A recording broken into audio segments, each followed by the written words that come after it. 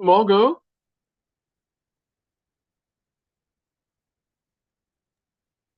Andre, do me a favor, just check your email and respond to the content thereof for me quickly, please, ma'am. okay. Solely, will you be sharing the documents, or will each one of them individually share the docs? Each one will individually share. I will send you the names shortly. Brilliant, thanks. Okay.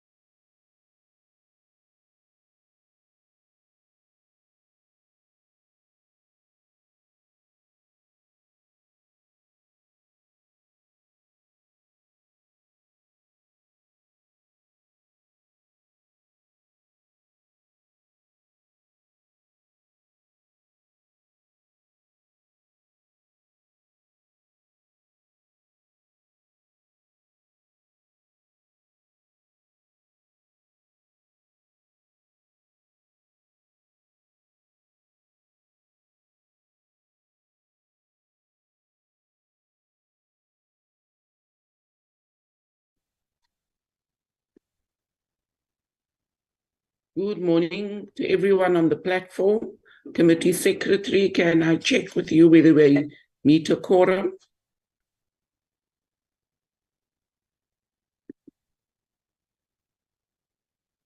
Good morning, Chairperson. We correct, Chair. Shall I do a roll call? Yes, please. Mr. Mbiani? Good morning, Chairperson. Recording in progress. I'm present. Thank you very much. Good morning. Dr. Ntwane?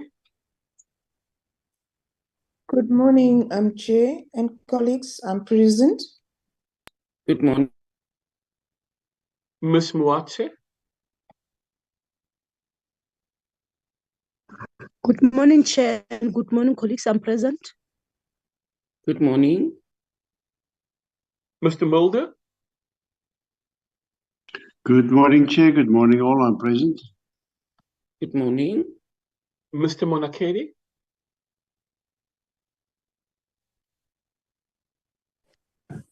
Good morning, Chair. Good morning, all. I'm present. Thank you. Good morning. Mr. Malamatia? Good morning, Chair. Good morning, colleagues. I'm present. Thank you. Good morning. Those are the members currently on the platform. The others may have some connectivity challenges, Chair, and we have some apologies. Okay, thank you very much.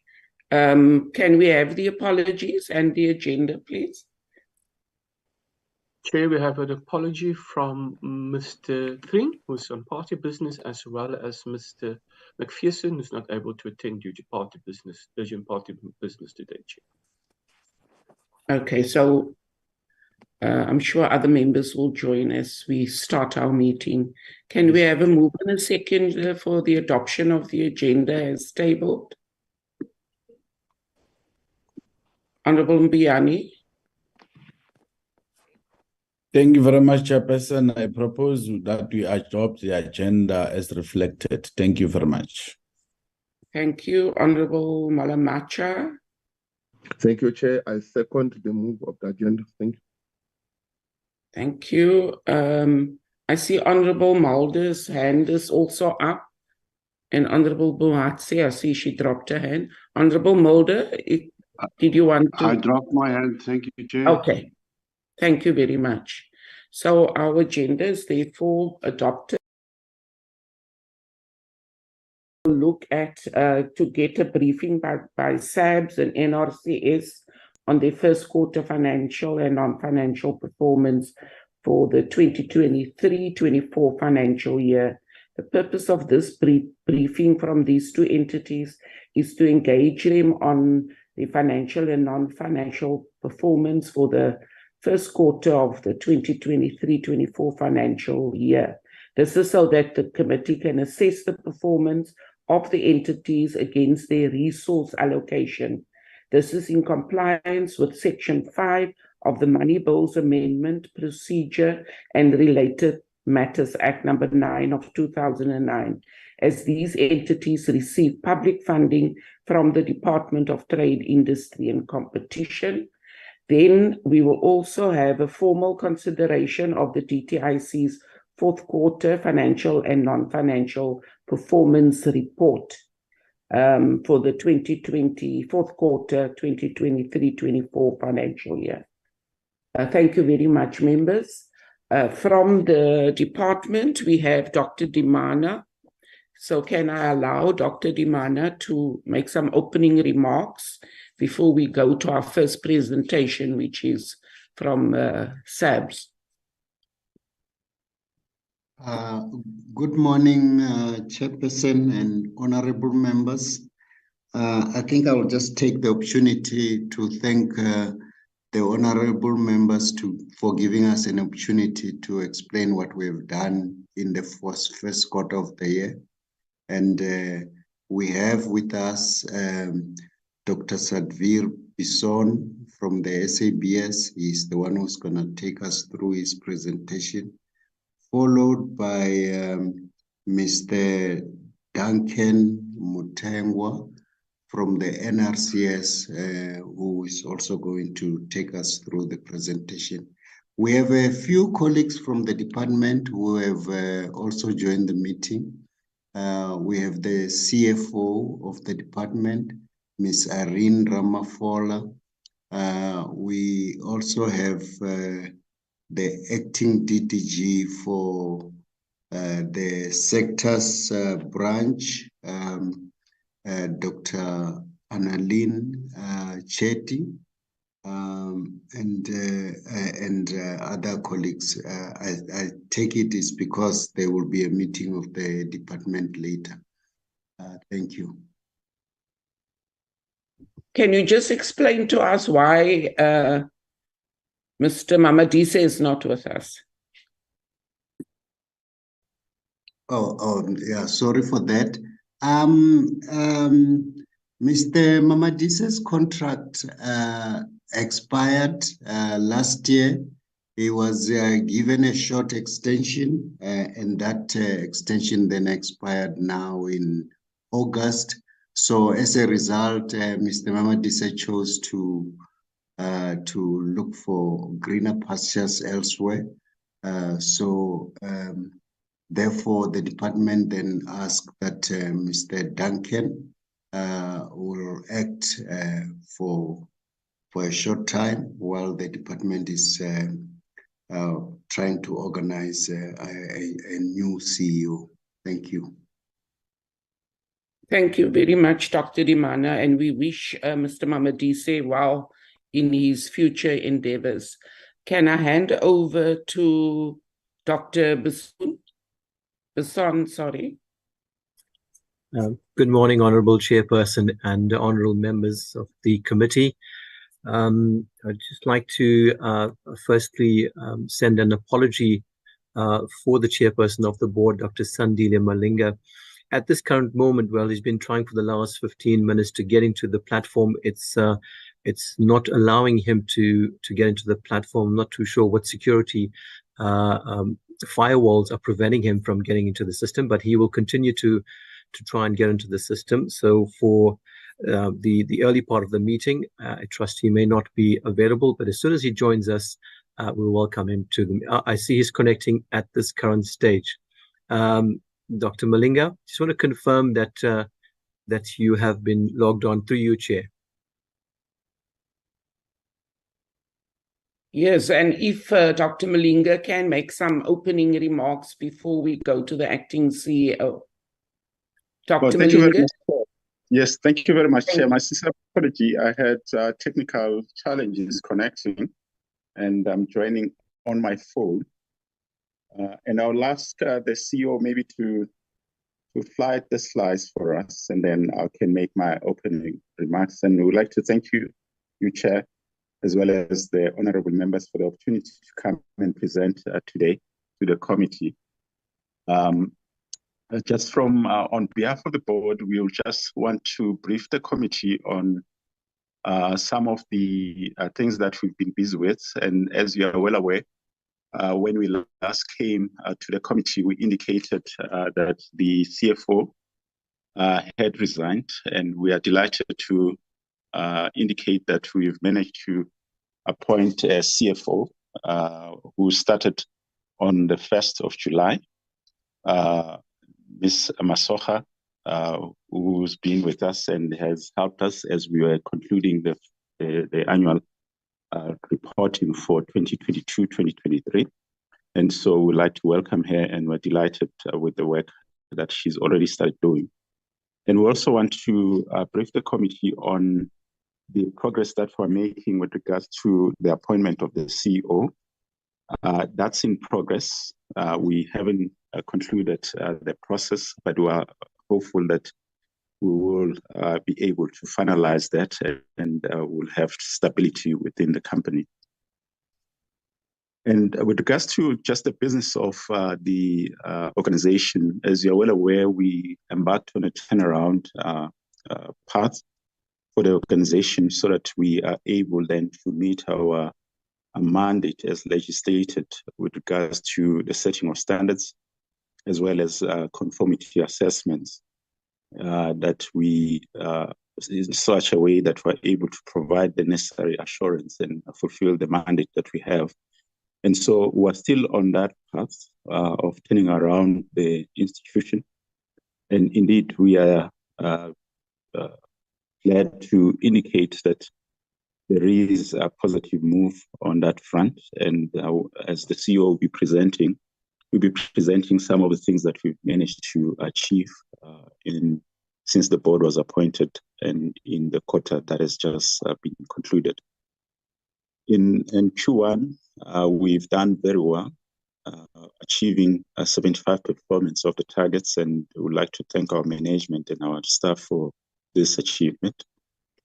And then looking at the issues that are still a priority for us to resolve as we stabilize the institution, it's largely to conclude the process of filling and reallocating people to the positions that have been created in the new structure.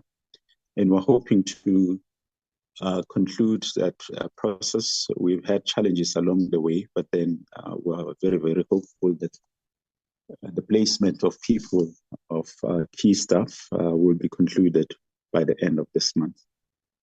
An area which is of concern relates to infrastructure. We have indicated in the past the challenges that we have with regards to just the laboratory equipment in terms of its obsolescence and its currency in terms of delivering the cutting edge laboratory services that we need to provide as an entity. As a board, we've identified that as a matter of priority that we need to focus on within resources that we have. And as I hand over to the CEO to present our performance for Q1, I want to indicate that we are committed to ensuring that we lead the institution together with our management as required so that it fulfills its mandate. With that, Honorable Chair and members, I would like to hand over to the CEO to then present our report. Thank you. Thank you very much, Dr. Malinga, for that briefing. I think it's very important, and thanks for being part of this meeting. Acting CEO. Thank you, Chairperson. Before I start my presentation, I would just like to acknowledge my colleagues, the management team who are present here today as well. We have the Chief Financial Officer, which is Kuru. We have our Chief Operations Officer, Lungelo, as well as we have our Chief Corporate Services Officer, Lizo, present in this meeting as well. So through you, Chairperson, let me try and continue with the presentation. If this allows me at this particular point, I'm just trying to see if I could move my slides. It doesn't appear to be moving. Let me try once again.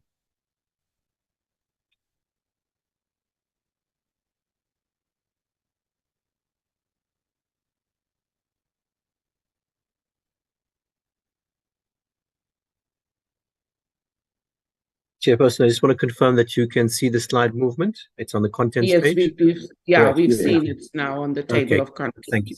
Thank you. So the presentation, the contents of the presentation will just briefly, once again, reiterate the legislative mandate of the Bureau. Then we go directly into the non-financial performance results, as well as the financial performance results. These basically are extracted from the corporate plan as approved by the ministry. So we will be providing updates on Q1 output targets. We also have been allowed the opportunity through the ministry to contribute to the DTIC group output targets. And there's a number of targets that we've put our contributions in for the financial year. And we have targets for Q1, some in Q1, and then outer quarters as well. And we'll try and articulate the rationale for a few performance targets not identified as output targets for Q1. Operational summary of the various departments, and these are critically the operating divisions where our revenue is generated. A few of our highlights in terms of stakeholder engagements, and finally a slide on a conclusion. So, colleagues, the SABS, like the other four technical infrastructure institutions, legislated mandated through legislation rather, to perform our activities. The SABS is in existence for more than 78 years, and we all appreciate and understand the importance of a national standards body to the economy of South Africa.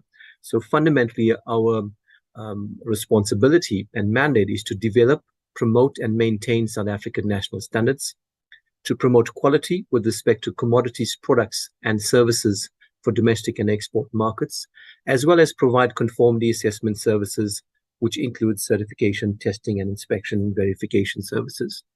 The SABS is important to appreciate. The SABS does not have a regulatory mandate. The services that we provide, as well as the standards that we develop, are for voluntary application, and we don't have the mandate or a regulatory directive to ensure that national standards are compulsory and they are regulated in the marketplace. And that is basically best practice of a national standards body as well. Very quickly, NRCS, the colleagues will present, but the NRCS is a regulator within this space, and they will responsible for development and administration of technical regulations and compulsory specifications and ensure compliance thereof. Our accreditation body, we work very closely with our accreditation body, SANUS, which is an independent body which is responsible to make sure that SABS services are within the requirements of international standards. So we become accredited through SANUS, meeting those international standards, ensuring that we have the capacity, capability, and competencies to deliver on our mandate, which is within the conformity assessment services, testing and certification and verification. And lastly, and not least, NMISA, which is responsible for calibration, measurement accuracy, and measurement traceability. All four entities have the opportunity and continue to work closely with one another to make sure that we provide the technical infrastructure platform to allow for ease of movements of goods and services within the country. So going directly in terms of the SABS's mandate in the services, key to and the heartbeat of the organization is to develop national standards.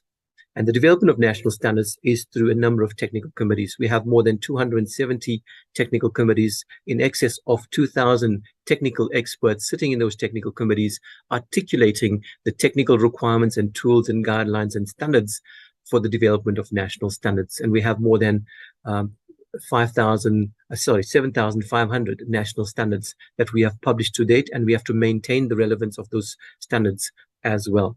Second part to that is, once you've developed the standards, it needs to be published, and then we allow for accessibility of the standards to the marketplace. And we've enhanced our mechanism of access of these standards to the marketplace through to digitization, as well as e-commerce platforms for access of these standards.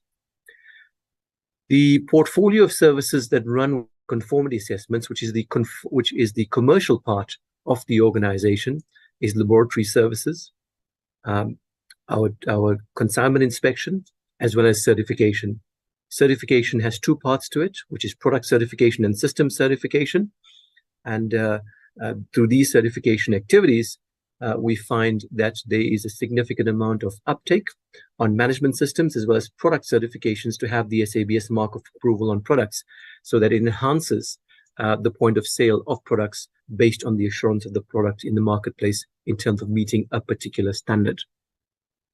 We're also responsible for local content verification and provision of training services, and we've moved on beyond training into an advisory services portfolio as well, which we are maturing as part of our growth strategy in terms of revenue generation as well. At the same time, we operate in a highly open competitive market. And this is with regards to our testing, certification services, including training as well. There are in excess of 35 both global certification bodies as well as South African established certification bodies that are accredited, that participate in the market in terms of providing certification services, both product and system certification, as well as more than 1,000 testing laboratories that are accredited by SANUS that perform similar portfolio of services to the SABS. So it's quite an open market, and inspection bodies, there are more than 200. So it just gives you an idea of the dynamics within which the SABS operates in the marketplace, and we need to make sure that we sustain our value proposition in the marketplace to ensure that our services are well received and it's having the intended impact of access of markets by our industrialization ambitions and the companies in South Africa. So we are the independent third-party certification body and test laboratory in South Africa, serving the needs of conformity assessments. So, Chairperson, we move on to firstly the non-financial performance indicators. These are articulated to about 6 or 7 non-financial indicators. The first is on the output, is about developing national standards that support the reimagined industrial priority sectors. The target for Q1 was 80% of the standardization commitments. So basically, just to give you a context around this, of the more than 250 standards that we publish on an annual basis, we have ring-fenced 50 standards that contribute towards the reimagined industrial priority sectors, the various sectors as identified by the Department of Trade and Industry, which is around 12 sectors, including agro-processing, mining, high-tech sectors, oceans economy, tourism, and industrial sectors go on to a number of sectors, including automotive, leather, plastics, renewables, etc. So we've identified 50 that we want to publish this year aligned to those industrial priority sectors. And in Q1, we had a target of 4. Unfortunately, those standards could not be published. They are late in the publication timelines. But however, the other standards within the 50 itself were published.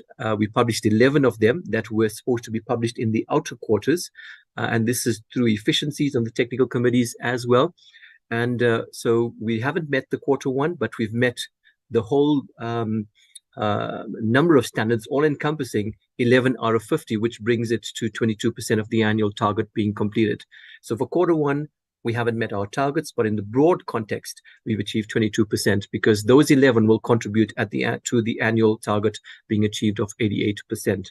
We have engaged with the technical committees. They chaired majority by our external experts, and we are ensuring that they get back on track, depending on what the challenges and the complexity of these standards they're experiencing with the stakeholders to publish these national standards. We added a sense of urgency that they conclude these projects within a requisite timeline for an extension. That's the first part of the KPI. The next one is about strategic engagements with government, public sector engagements. And this is very important to ensure that we support government, deliver our national standards, as well as conformity assessments. And government recognizes, and the regulators recognize the importance of national standards and SABS conformity assessments to achieve their policy directives or the regulatory mandate as well. So we've had 3 engagements: ICASA, which is the Communication Authority of South Africa, the RTMC, Road Traffic Management Corporation, and NRCS, Energy Regulator of South Africa. Those are the 3 strategic engagements in terms of promoting and accessing of standards and promoting and marketing our conformity assessment services as well. The third one is a report whereby SABS provides support to the ministerial directives. This is to do with the DTI output targets. As I mentioned, we've got a number of targets that we have put forward as commitments, and this report has been submitted together with our quarterly report to the Department of Trade and Industry. So that has been achieved. If I can move forward to the next set of non-financial performance indicators, the other element is on customer satisfaction survey. We have a target for Q1 of 60%. We achieved 76%. And these are basically satisfaction survey questionnaires that goes out to our clients post a delivery of a service to determine whether they are satisfied with our services that were rendered or not. So there's still a way to go in terms of where we want to be in terms of customer satisfaction survey. Beyond 80% is a future target for us, and we look forward to ensuring that we achieve that. Obviously, the element of operational efficiency, customer stakeholder engagement is key to ensuring that we increase this target, as well as increase the achievement of this performance indicator. The next indicator is a number of new products, services, and solutions to be launched. This is somewhat it's quite complex because it requires us firstly to get into the marketplace, to determine the appetite of new products and services, to develop a business case for the establishment of new products and services, then to implement it, and then to actually execute it, and then generate revenue. That is the entire value chain of the new products and services system as part of the indicator. So we deliberately put it as an annual target because it has a number of facets that we need to achieve. So Q1, Q2, in terms of new online courses, we haven't achieved that, as much as progress is being made around developing new courses, including a certification scheme as well. Certification scheme, as I mentioned, is quite complex because you have to have an adequate amount of stakeholder engagement to get an appetite for the service, bearing in mind that these are all commercial services out in the marketplace. You want to make sure that you have the right resources available to execute on these, and there's a return on investment from a commercial perspective as well in terms of these schemes. The introduction of new test methods, this is quite a peculiar one, Chairperson. We had two, obviously it's an annual target, but we've achieved 4 new test methods. And this was through the efficiency of us acquiring new equipment for the laboratories. And this is within the radiation protection services, where we have a dosimetry system that has had a very quick change in terms of the technology and the functionality of the technologies and licenses. And because it was of an immediate concern that we might lose revenue of the existing structures or the services that we provide to our clients, and the new technology coming in, this had to be done very quickly in a very short period of time. It did start in Q4, and it finalized with the development of 4 new test methods to the new testing equipment that we acquired in Q1, so that we have a seamless transition of the work that we do around dosimetry in terms of the revenue that we generate for this particular sector. So this one we've achieved, but I think by having achieved that, we might as well look at expanding the target to other new test methods going into the latter quarters of the financial year. But that's for an internal management system to take place. Employee engagement rate, Chair, this happens on an annual basis. We generally can do this in Q4, whereby we engage with a survey with our employees, the entire organization, on various aspects of employment or their experience of the SABS, whether leadership is doing what we should be doing, what are the challenges, what are the good news to tell, and where we see ourselves in years to come around employee engagement. We've done similar study in Q4, which was for financial year 22-23, and we'll do the same in Q4 for 23-24. So this target still has to be achieved in Q4 and executed in Q4. The participation of women, youth, and persons with disabilities. Currently, with percentage of women supported, we have achieved that 48%. We've just surpassed it slightly by 48.6%. The employing persons of youth and that category of staff members, together with persons with disabilities, at this stage we haven't achieved it. It's somewhat challenging. 20% of the 23 target, 1.6 of the 2% target. And so we're in a bit of a difficult situation and a predicament, because we have started off certain processes in the organization that we need to conclude before we start really getting and looking at this particular KPI and enhancing it to achieve the target. We are going through a placement process of staff and transitioning into the new structure, from the old structure to the new structure, and we are in the final phases of transitioning to the new structure. And we expect that as we transition, this element could have a positive impact on the indicator, bearing in mind that should we not have the adequate requisite skills, we'll also source these requisite skills within the demographics as we put here as our targets, appointing the right candidates to support the achievement of this target. So at this stage, we haven't achieved Q1 targets, as presented. It may as well be an annual target, but we are managing it on a quarterly basis as well. On the financial performance, the Q1 financial performance, there's two areas that we look into, which is the net profit of the Bureau. We achieved a net profit of 39 million rand. So the target has been achieved of a target we exceeded the target, and the target was 0.1 million rand.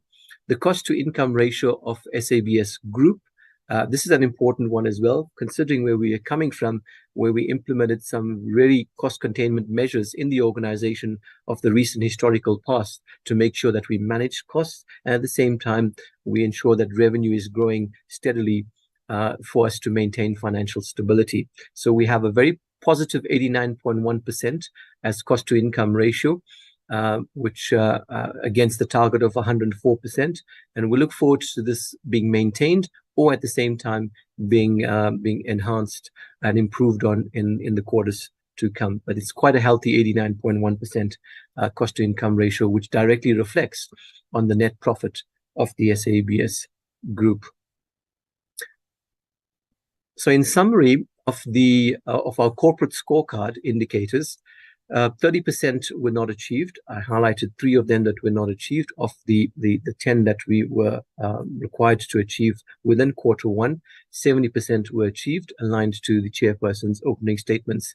That it's a satisfactory representation of where we are in Q1. We believe and understand that as we continue in Q2, Q3, Q4, there will be a progressive increase in terms of our achievement rate, and we look forward towards getting to higher percentage rates as we conclude Q4 during this financial year. Just to give you an annual target versus the quarterly target, the quarterly targets were 77%, and our annual targets are 23%, as reflected in the submission, the previous slides. Chairperson, I'm just going to go briefly to the financial performance and specifically look at 3 items: the revenue, the expenses, and the profitability. So this was highlighted as our performance indicators, but the revenue for Q1 was 106 million rand. We were under budget. Our budget is 112 million rand, so we were short by 5.5 million rand in the revenue, and this was specifically in the testing space primarily. And to an element training, where we achieved 1.7 versus the budget of 3.2 million rand. Over and above that, due to a number of cost containment exercises as well, we've managed to achieve a reduction in expenses from our budgeted expenses of 33 million rand. So our expenses were 153 versus a budget of 186 million rand.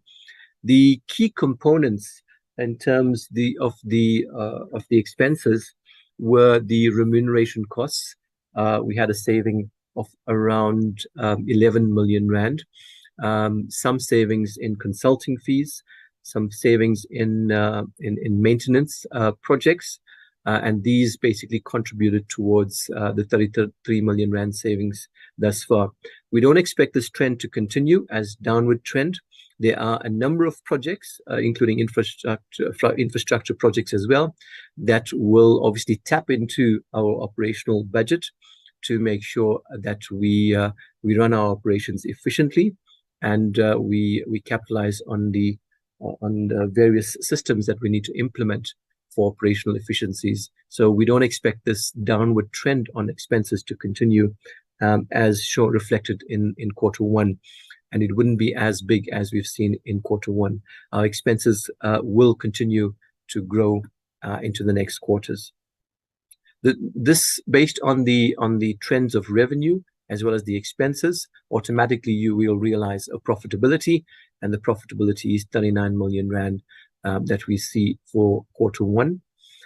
Again, based on expenses and the revenue and what trends we see in the upcoming quarters, the profitability margin will be impacted. We may not have this trend going in an upward trajectory in the subsequent quarters as well, but it will be a healthy state if we continue to do so while achieving our targets as well as our programs and projects that we need to execute as part of our mandate. Our contribution to the DTIC group target outputs. So this is obviously separate from our normal corporate plan indicators. This is our contribution as directed by the ministry that all entities reporting to the DTI should contribute to the output targets. This year, it has been a very changed methodology, very specific on output and impact-driven targets by the DTIC. And we had a number of engagements with the DTIC colleagues to determine how can SABS contribute towards the, a significant amount of output targets in the region of about 25. Which ones can SABS directly contribute to, and which ones can SABS support and may not directly contribute to? So this is where you would see here in this reflection of this slide representation, our commitments, and it's part of our corporate plan as well, what we've put forward and where we are on the current status of these targets. You would also notice Q1, we haven't deliberately put Q1 targets as part of our corporate plan that we submitted and approved by the department, because these are really drastic changes to the historical practices whereby we had joint KPIs with the DTI. We left the first couple of months to really start planning on how we are going to achieve and support and put forward the attainment of these targets. So the Q1 targets, I think a fair share of them, you'll see that we haven't put in a Q1 target for obvious reasons. However, that doesn't mean that the first month, April of the financial year, we don't do any work. We started the work on the first day of the financial year, addressing these targets. So some of which we've realized, we've achieved and gaining some progress towards attainment of these targets. And maybe in the future years, we'll obviously reconsider what we can put in Q1 targets to make sure that it reflects some element of work that has been done, contributing towards the outcome that the DTI is looking for. That's something that we would look forward to towards addressing in terms of continuous improvement. But in terms of local content verification, this is basically what we do for the Department of Trade and Industry. They provide us with various projects, local content verification projects, and we go out and implement the verification projects. And just to give you where we are, a summary, we have completed 2 projects, and that constitutes 7% of the projects that have been submitted through to the DTI. But it equates to a significant value of 4.9 billion rand of tender value. And this is really tender value that we've evaluated within these 2 projects for the Department of Trade and Industry. The second part is basically the tender value, which is 81%. Our target was 80% of the local content verification project's tender value. So we are literally at this point achieving the tender value. So those 2 are in good progress. We'll have to continue with this in quarter 2, 3, and 4 and determine whether we actually realize the 80% at the end of financial year, which is basically our commitments. The second one is about new jobs created interventions and interventions put forward by the SABS. Our target was to make sure that we get interns into the organization unemployed over a 12-month period, and that's our commitment to the DTI, which is non-permanent jobs as put forward by the SABS through our internship. To date, we have 60 interns that have been employed in the year, and we'll obviously make sure that we get an additional number of interns to achieve those 65 interns that we have put forward as part of our annual target. The third item is invest in Black industrialists. This was to, and our portfolio of work that we need to do is to host an open day for Black industrialists. And this is to promote SABS standardization and quality assurance services. The target was to host this forum. We did not put it as Q1 target. I think it's in the second or third quarter. That will relate back when we report on the quarter 2 and quarter 3. But we held our first meeting with Black industrialists in May 2023. The open day has not been set as a date. This, through our discussions with DTI, this will continue after the Black Industrialist Conference has been hosted by DTI, and then SABS will follow through with hosting an open day on the SABS campus. support programs in areas outside of the main metros. And these are basically outreach initiatives to promote standardization and quality assurance in specific districts outside of the 5 metros. And this has been something that we've been talking about over the recent year or two, but really haven't been able to gain much traction. So this current financial year, we've proposed that we'll have a minimum of 5 outreach projects completed. We've already started engaging with various municipalities, economic development departments. So the 2 that we've engaged with is Matlosana local municipality, which is the northwest, and the Greater Zanin municipality, Limpopo. We are waiting confirmation on the planning and rollout of these initiatives. We've already, and I didn't want to report this because it will be reported in Q2, had a very successful engagement with the Northwest Economic Development Department, and it's a collaboration between the other departments involved, which is tourism, the Dr. Kenneth Kaunda municipality, as well as various other stakeholders that we've had a very successful event in terms of promoting SABS services, especially to the small, medium, and micro enterprises in that area. But we'll report that in full detail the next reporting period. Hosting of the AGOA Forum. So we have been approached by the ministry to determine our contribution and how we will add value from a standardization perspective to the AGOA Forum. So this is a South African initiative. We are hosting the AGOA Forum through the ministry, and the minister has invited the SABS to participate and host a side event along the sidelines of this event, which is a standardization forum. We've accepted that proposal, and we've submitted a document, which is basically a concept document of how we host a side event within the context of the AGOA Forum on standardization, matters of standardization within the African continent around development of standards, harmonization of standards, as well as conformity assessments. We've articulated a particular theme, which is a greening economy, addressing the areas of climate change as well. But how do we start? What initiatives do we have around green economy? So there's still a fair share of planning and engagement with the department that we need to continue with. But we, as part of SABS activities, we continue to participate in pre-AGOA meetings as invited by the ministry and other consultative engagement meetings as well, talking about the impact of standards and conformity assessments. Then the next item on energy, which is the outcome from a DTI perspective, is the establishment of energy one-stop shop projects and how do we support that. We've put forward that we want to develop a number of standards published annually within the scope of energy efficiency. These may be new standards or standards that are existing that needs to be revised. And we proposed that we'll put 5 standards for publication within this financial year.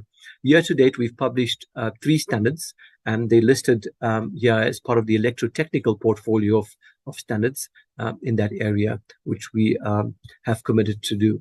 So we're pretty much mature in terms of delivering on this particular requirement.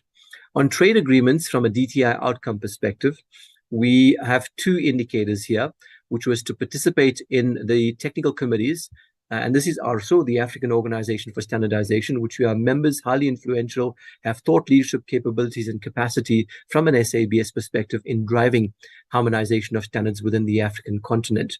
And it's the amount of technical committees that we participate in that will give us an indication of how we influence and harmonize standards to support the movement of goods and services within the continent. So we're currently participating in 25 technical committees, harmonization committees of the African Organization for Standardization.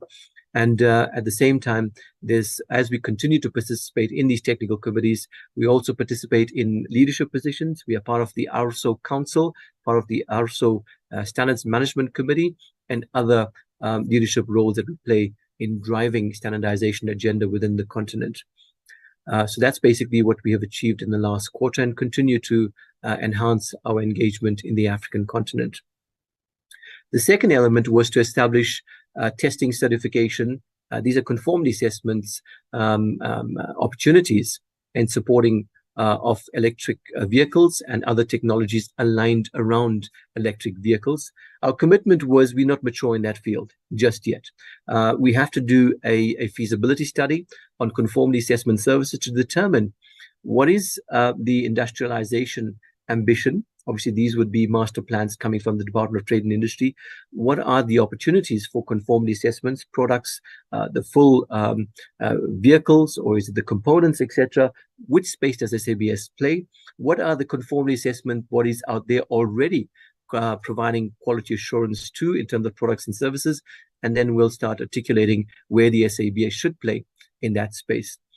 So it's obviously a new initiative, but we are applying our minds to draft a feasibility study.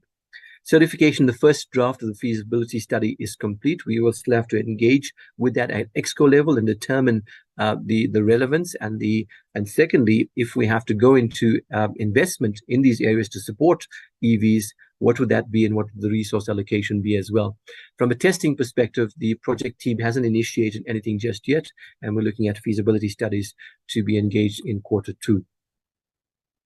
Moving along on trade agreements, that's the outcome of DTIC.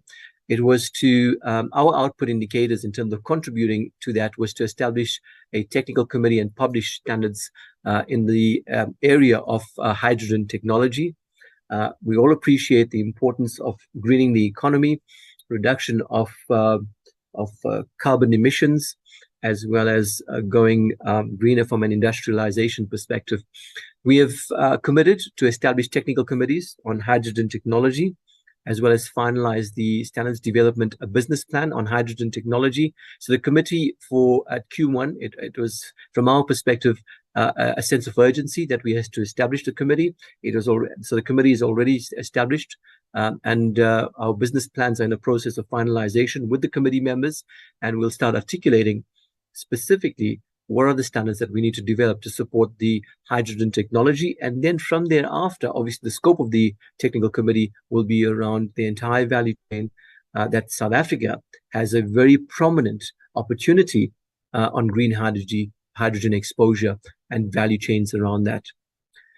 The other outcome is red tape reduction interventions, and this is around an area where we propose that we will start digitalizing solutions to improve operational efficiencies. We put forward 2 digital systems, the first one being a system for the information systems for our board members as well as EXCO members, and providing necessary tools for board and EXCO members. So these are the low-hanging fruit. But we have a bigger, broader aspirations and ambitions for this financial year around our ERP systems, enterprise resource planning systems, our certification management systems, digital systems, as well as laboratory information management systems to be executed as well, to provide a digital enablement for operational efficiencies in the organization. So those are the 2 that we've addressed for Q1 as the low-hanging fruit that we have executed.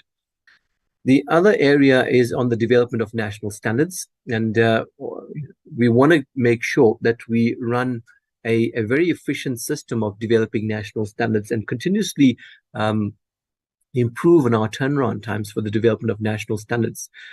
So we had a 320-day, this is average days to publication, considering the number of processes as per our legislative mandate that we need to go through, and the standards norm that we have published to publish a national standard, including public inquiry, comments, etc., in terms of developing a national standard. So it's quite a, I wouldn't say complex, but a 6-phase process of developing national standards. And how do you do that in an efficient manner to deliver these technical solutions and publish them to be available in the marketplace?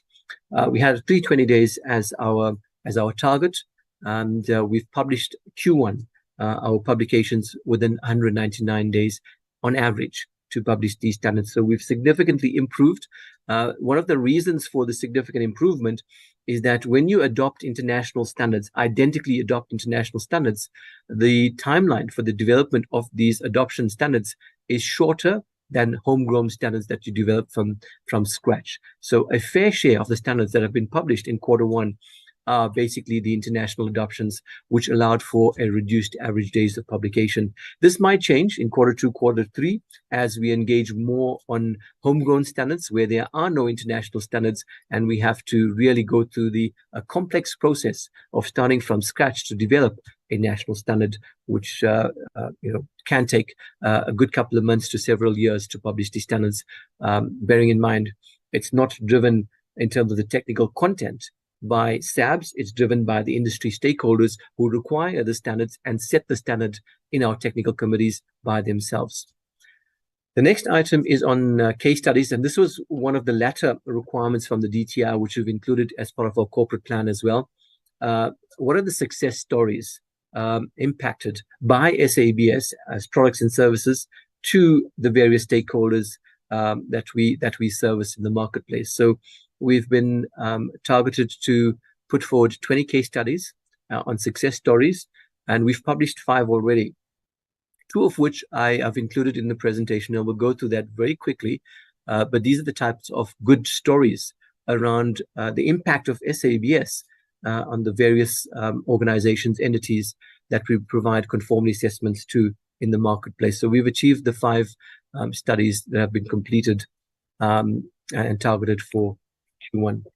So Chairperson, through you, this is just one of the case studies that we've put forward.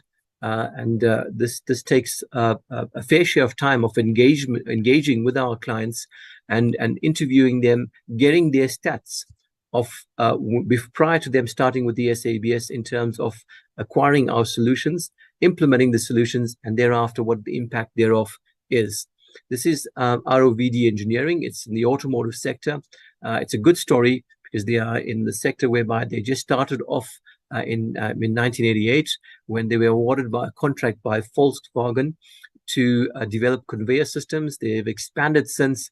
They have a SABS ISO 9001 quality management system certification, and it has had significant impact on productivity, on operational efficiencies to the organization, and they maintain their certification with a strong regiment of commitment and dedication, not amongst the leadership only, but the entire shop floor.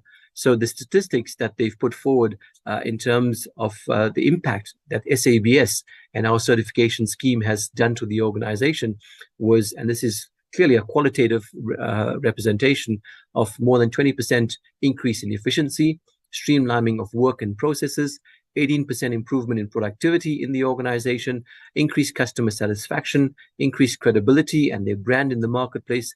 And obviously, as having a management system implemented, you have an increased amount of reputation, and your competitiveness is enhanced in the marketplace as well. So having said that, the colleagues from ROVD are also looking at expanding this particular certification because they understand the strategic value of standardization and SABS certification. And they are looking at the future, the bottom middle area. That is what they say. They want to go and look at local content verification. How they could come forward and make a bid to become certified on local content. They want to go for SANS 27001, Information Security Management System. We all appreciate and understand in the highly digital world that we operate, cybersecurity is becoming an ever-increasing challenge, both for public and private entities.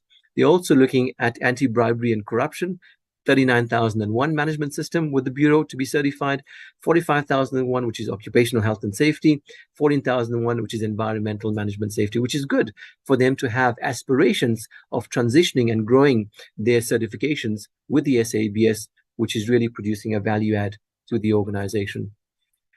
Chair, from a corporate world to one of the public sectors, City of Cape Town. We've been engaging with City of Cape Town for many years. And they've literally become like a partner to the SABS on various matters around standardization, including participation in our technical committees, secondly, adopting those standards, and thirdly, coming to the SABS and being certified to the SABS. And that's a good story to tell about a public sector that has really taken on the opportunity of becoming certified with an independent third-party quality assurance service provider like the SABS, implementing the system. So their current solutions, and they are certified to about 5 management system certifications: ISO 9001 Quality Management System, 14,001 Environmental Management System, 45,001 which is the Occupational Management System, 22 Food Safety, 50,001 Energy Management System certification. So they take this as an opportunity of how they improve, address matters of the UN SDGs as well as climate change. And we have very regular meetings with these colleagues and engagements based on their appetite to grow their certification processes as well. The future for them is that they're looking at other certification systems, which similar to the previous slide, information security management system, anti-bribery and corruption management system, asset management system, and I think the other one is an inspection service that they want to look at as well. So these are 2 of the 5 case studies that we have concluded and subsequently submitted as an output from the SABS to the Department of Trade and Industry on our impact to the organizations that we provide services to. Chair, I'm going to move on to just highlights from the, and not necessarily highlights, but just to give you a summary of what's happening in the operational areas. This represents a summary of the standards division. To date, we published 88 national standards. And just bear in mind my opening remarks where we have a target, and this is the operational target at the divisional level of more than 250 standards to be published. At the same time, we have a differentiator of 50 standards clearly articulate to address DTI industrial priority sectors. So they're somewhat different, but all encompassing, they all add up to more than 250 national standards. So we've published 88 of the 250 national standards. 23 of them are homegrown publications. You can see the distribution, and 65 are national adoptions. So a fair share of the national adoptions are international standards that we have adopted in our technical committees. In the various sectors, in terms of the publications, electrotechnical, a very dynamic entity in terms of developing standards, 33 standards that have been published, systems and services, 29 standards, natural sciences, 18, engineering, built environment, 8 standards that have been published, which brings a total of 88. And just to highlight once again, the turnaround time reduced significantly to 199 days for Q1.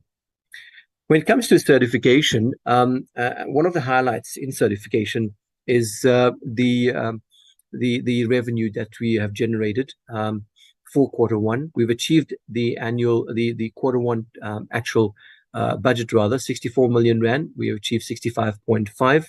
It's a good indicator of the trajectory that we aspire to go with certification, including laboratory services, but more certification, because these are annuity income, and we must manage to protect this revenue and grow it with new schemes and new clients, on selling and upselling to our clients as well. So we've attained Q1 revenue. We've also extended the scope of consignment inspection within the electrotechnical sector, servicing the SADC region. One of the countries that have been very instrumental in working with the SABS is Botswana, their Bureau of Standards. They have an export program and they rely, and we have an agreement with Botswana Bureau of Standards of providing consignment inspection services of products entering their country from South Africa, and that is the SABS portfolio of services that we provide through to them. So we had it initially in the food sector and agro-processing. We've now transitioned to the electrotechnical sector, and it's expanding as well into other sectors. We've also seen in certification that has been a significant request and inquiries around forestry management inspections. This is an FSC accredited scheme. The SABS is accredited to provide those services, and there's an upward inquiry. We anticipate that there is going to be an upward trajectory of quotations issued within this area as well as new income generated in the certification space. Our laboratory services division, so the low light here specifically is that we are 5 million rand down in the revenue for laboratory services. However, there are a number of initiatives, ongoing pipeline projects that are continuing to be implemented, and they have a longer term of conclusion, which is based on our work in progress, that will allow for a degree of catch-up of this 5 million rand that we have experienced as a reduction from the actual budget. Just going on into the resources and the capabilities within the laboratory services, we've had 2 new additional techniques that have been achieved in the pharmaceutical chemistry laboratory to enable testing and issue of reports. These 2 new additional techniques means an additional potential for new revenue. We've also mentioned earlier on the 4 test methods, and this has been added to the schedule on radiation protection services. And that is one of the elements that we had to do within a very short period of time based on the new infrastructure that we've gone into service dosimetry services to the private sector. Our condom laboratory and radiation protection services laboratories were assessed by SANAS. They are the accreditation body. It's an annual assessment to make sure that we have the requisite resources, that we're meeting all our standards to make sure that we remain accredited as an impartial, independent, third-party laboratory. And we've successfully concluded that, and they've been recommended for continued accreditation. The condom laboratory has been refurbished. This is an area that we had certain challenges with because of the significant demand at a particular time for condom testing when Department of Health goes out into the marketplace on tenders for the supply of condoms to Department of Health for distribution to the public. So we've refurbished and improved certain testing equipment, and the laboratory has also expanded current capacity to address the increase in the current demand that we have experienced in the condom laboratory. I also want to talk about our laboratory equipment revitalization project. We have put forward in our previous presentation and in our corporate plan that we have a very ambitious plan of infrastructure renewal in the organization in excess of 300 million rand in the next 3 years to address infrastructure challenges, new equipment, and these are the 3 specific areas: test laboratories, the total facility of the organization, as well as ICT infrastructure. So I'm going to focus specifically on the laboratory services in the Q1, where we've got in and installed and commissioned new equipment, and these pictures reflect the new equipment in particular test laboratories. So we installed an integrated sphere test chamber, and this is very important because this supports regulatory requirements from an NRCS perspective, and it tests to all the parameters of the new compulsory specification, which is VC 9109. And this is for energy efficiency. Again, it addresses climate change, energy requirements, and greener economy, and functional performance requirements of, and these are general service labs. So this lab has been commissioned, up and running, and we're very proud to say that it's currently performing very well with the installation of these with these test equipment, also impacting on reducing test turnaround times as well. This is the radiation protection services infrastructure, new equipment. The historical equipment was outdated, couldn't be supported by the historical Panasonic testing system. We had to acquire new licenses, new equipment, and certainly at the same time, get in new testing methodologies, the 4 that we have already published and recognized as new test methods. So we've commissioned it, and we're currently engaging on the tests. It's a significant revenue generation potential for the organization, and we want to make sure that this maintained as a system of excellence or a laboratory of excellence in the SABS around dosimetry service, radiation protection to the marketplace. The third one, which was for a further challenge which we identified, and it was also out in the marketplace because it is the servicing of, again, a compulsory specification, which is certification and how we service the requirements of NRCS as well. So based on the challenges of turnaround time and immense turnaround time and specific requirements of the testing chambers, etc., we had to install a second bench as an expansion to the cement laboratory to address backlogs of the samples.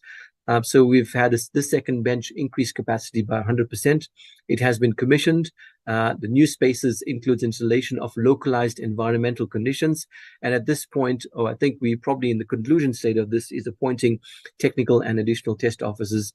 We're underway in Q1 to make sure that we have the right requisite teams and qualified specialists to test for cement in the marketplace. Briefly on human capital, one of the success stories which we highlighted briefly at our previous engagement was the 43 female staff members that successfully completed the Women in Leadership program. They graduated in April, And this is a very good success story. And now we've expanded it for this year as well. Necessarily only women, but expanded it for all the gender demographics in the organization as well. We also allowed for the commencement of, so I mentioned the new cohort of leadership program, and that started in July. To date, we have appointed 60 interns in the youth development program. Our work skills plan and annual training program, due to our regulatory commitments, have been submitted, and obviously the various training initiatives based on the plan are ongoing. Our current status of the organizational review process, in our perspective, is that we are reaching the final stage of implementation. We are in the final stage of the deployment process, whereby all the colleagues that have not been placed but residing in the old structure are efficiently transitioned to the new structure and maintain their new roles. And we trust that this will be completed within this month to allow for a degree of heightened stability and addressing the issue of uncertainty in the organization, which we've had since the last 2 years as part of our reorganization of the organization. So just at a glance, in terms of the demographics, age demographics, firstly, 20% of our staff members are 35 years and under. Between around 60% is 36 to 50 years.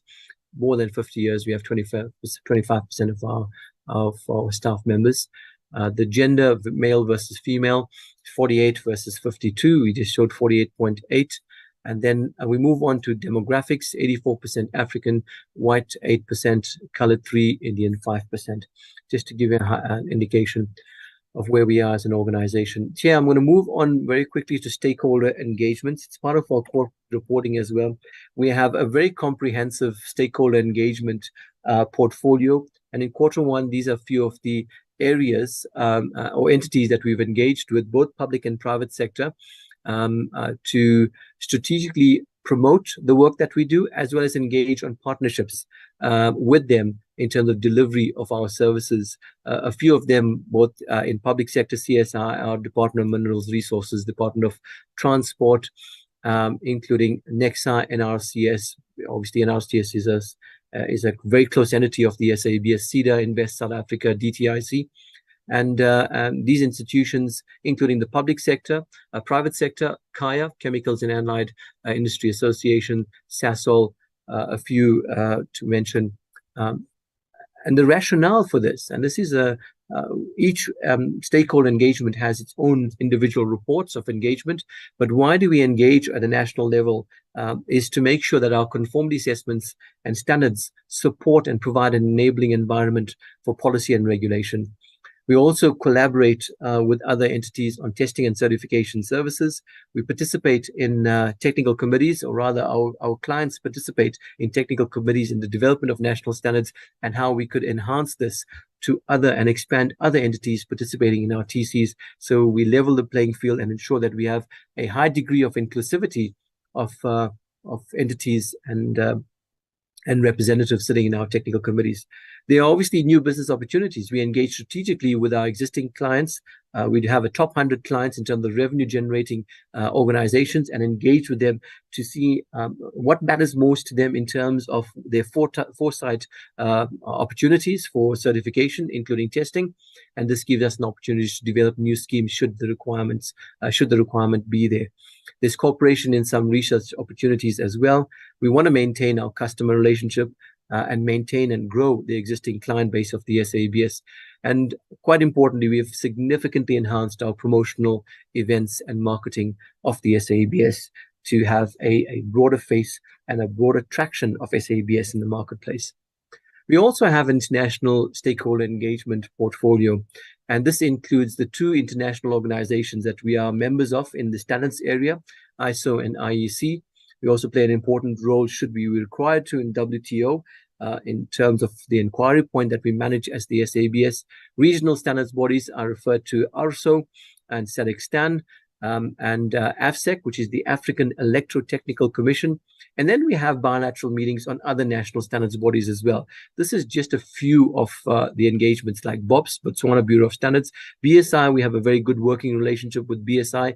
Singapore, Spring Singapore as well, in terms of this is purely on information sharing around standardization, best practices on business models that we engage with them as well.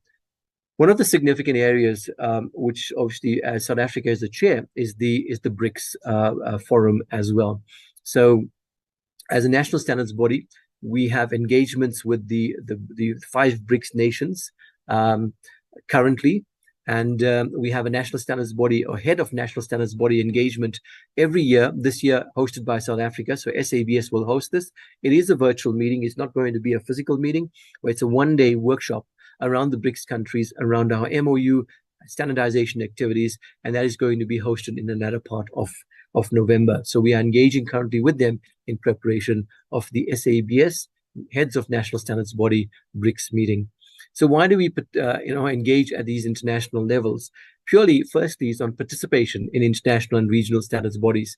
How do we contribute towards the development and influencing of the international and regional standards? How do we influence policy and governance oversight as leadership, being members of council of the international and regional bodies, and providing thought leadership as well within that context? How do we enhance our skills and capabilities through training interventions? And that is with our bilateral engagements with various NSBs, sharing of best practices, relevant standardization information. And what are the new opportunities for standardization? I mentioned hydrogen technology. We have a committee established at SABS, recently launched. We also got a circular economy a technical committee that we've also launched as well. And we're going to move towards the area of plastics circularity, highly driven by government departments and DTIC as well, which we are engaging at various stakeholder engagements to understand and appreciate what is it that the departments require in terms of national standards, and subsequently which space can we play in conformity assessments. Secondly, we have a cannabis in the hemp and cannabis technical committee established as well. It's maturing as an entity in terms of putting together its business plan, but huge opportunities towards developing a framework for standardization and conformity assessments that are going to support this industry, which has significant potential for industrialization, as we understand, based on the various reports that we have access to. EVs, electric vehicles, we are endeavoring into that space, very immature at this stage in terms of standards. We have a significant amount of standards published, but conformity assessments, we just need to find our feet as to which areas we want to play. And this includes battery technologies as well. From a standards perspective, we have a plethora of standards already available in the marketplace, and these standards obviously support industry in manufacturing of particular technologies around battery technology. But conformity assessments, independent third-party conformity assessments provided by the SABS, we still have to determine the feasibility as well as what is the investment and how do we play in that space of providing conformity assessments. Chair, my last slide is on the conclusion. I would just like to provide a level of assurance to the committee that we are at a turning point in the organization, and it's a positive turning point towards a path of sustainability. The finances reflect an element of growth in terms of profitability, but that revenue needs to be enhanced significantly. We certainly acknowledge that through to the diversification of our portfolio of services, but at the same time, how do we generate more revenue in terms of new areas of work like advisory services, expanding our training services as well. Our focus remains as a sustainable organization on making sure that we enhance customer centricity. We have identified that there are areas that are experiencing challenges around turnaround times in the organization, which we are addressing. I think operational efficiencies in terms of new equipment, capacitating our staff members in terms of operational excellence will address the matter as well as effective communication with our stakeholders and understanding their requirements as well, and putting very clinical KPIs that's going to address what the customer requires into our performance management systems. We also play a very important role, as indicated in this presentation, on the Continental Free Trade Area. as well as our digitalization strategy. So we have concluded our digitalization strategy approved by the Accounting Authority, and we're starting the implementation of our digitalization transformation program in the organization. Still early stages, but it will go through an established steering committee and endorsed through EXCO, and we'll provide regular updates on where we are on this strategy.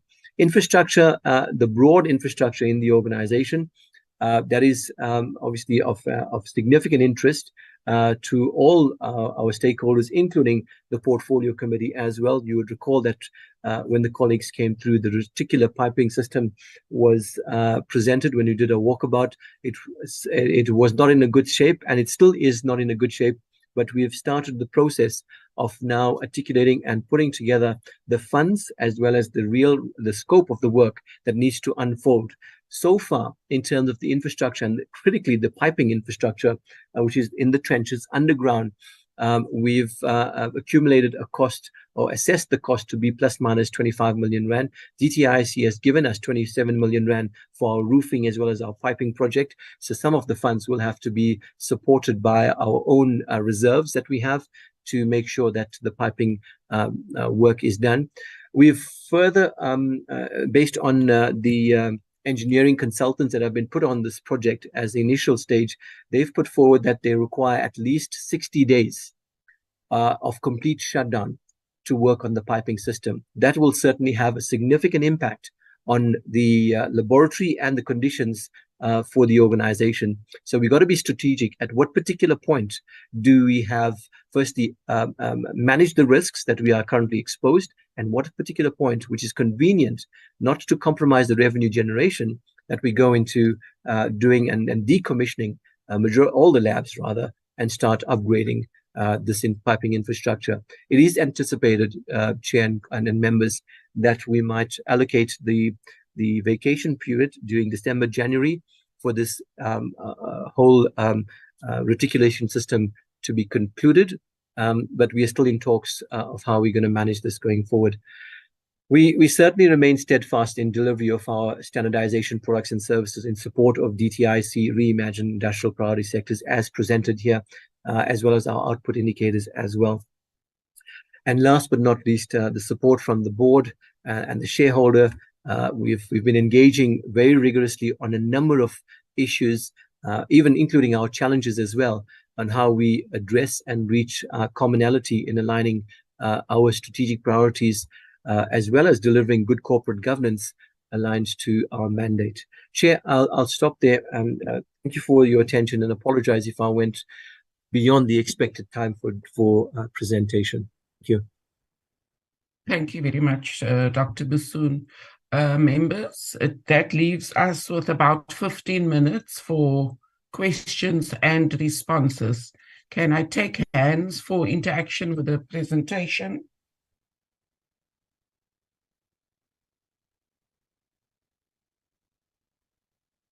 Honorable Bergman. Any other hands? Honorable Bergman, you may start. Honorable Malamacha. Chair, thanks very much. I just wanted to find out, in the beginning, they presented in terms of the customer satisfaction survey, and then they also said something about an internal survey. The percentages, were those the percentages of surveys that were conducted, or was that the actual feedback that was received?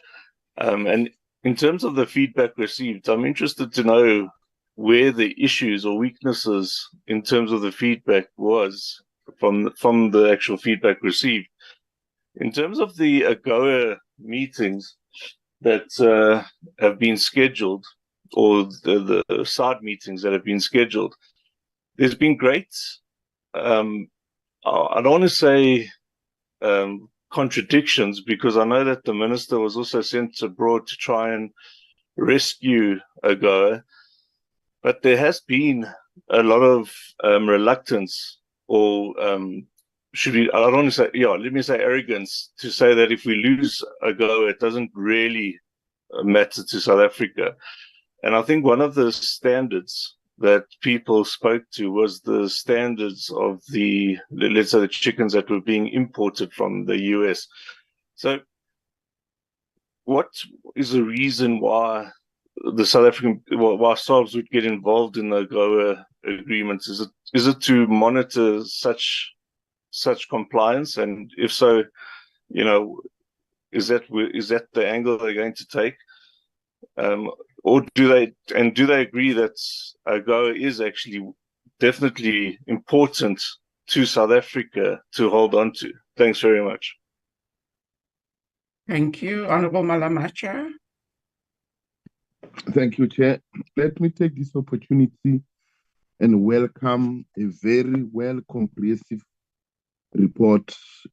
The presentation that is full of explanation that is bringing hope to a lot of things that one might have not necessarily understood them. Comrade Chairperson, through you, Honorable Chairperson, through you, you know, for each and every entity, even organization and any institute to really fulfill its mandate, it normally performs so well if all players are happy. Now, clear example is when all players are not happy, they end up leaving you. And when they leave you, sometimes they leave you with a vast experience that will never replace. Simple question, why Mama Dise was ill treated to an extent that he even ended up leaving? The contract lapse is given a... That is a question for the NRCS. That presentation is still coming, Honorable Malamacha. Oh, okay. No, then if that's the case, let me shoot straight to the industrial conference. And I'm a Black Industrialist Conference. When can this be fast-tracked and why it takes so long? Because they are the participants into this.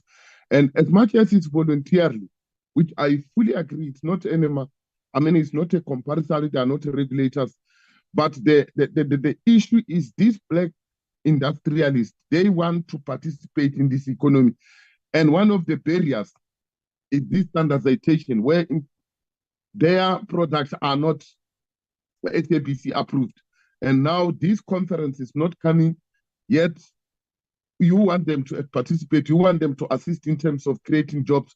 Why it takes long, why it's not done and happening once and for all, so that they're able to comply and able to compete, get the tender and do work, create more jobs. Thank you, Chair. Thank you, Honorable Monakedi.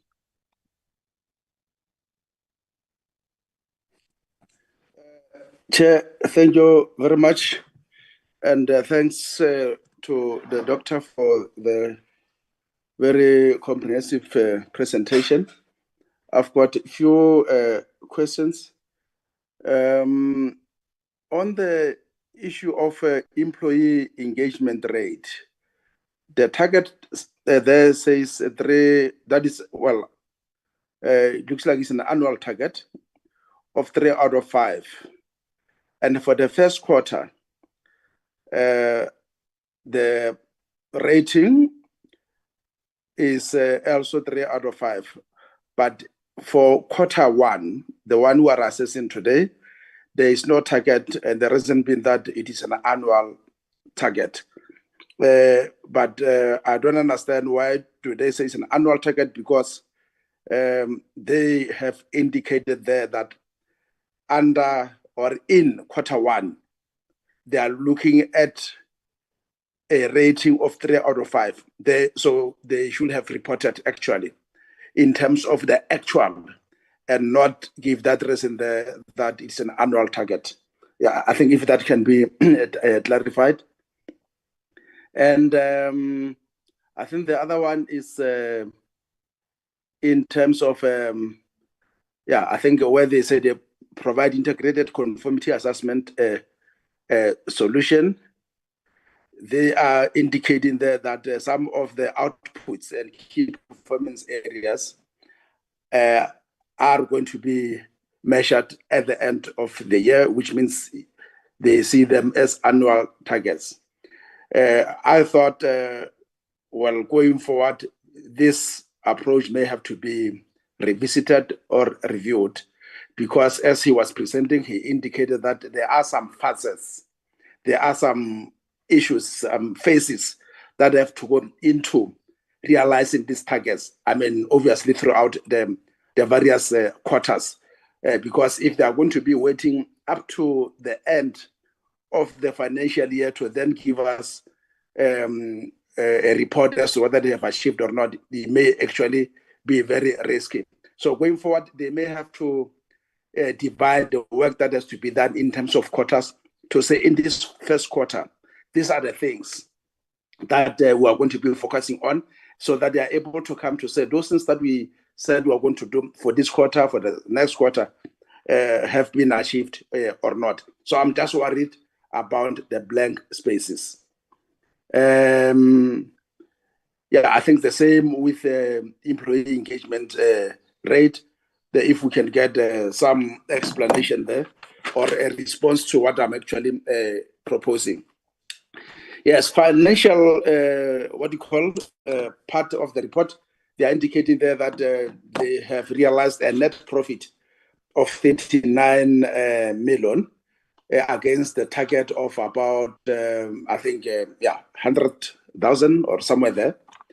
And my argument is maybe this should be classified as or be referred to as an under expenditure, not a profit. Yes, there could be part of it that is indeed a profit, but I think a huge part of it is actually under expenditure, especially if you look at the performance of 70%, which means there's about 30% of underperformance.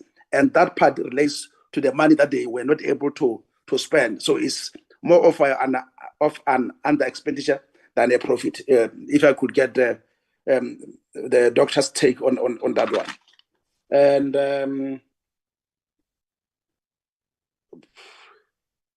yeah, I think let me stop there, Chair. Thank you very much.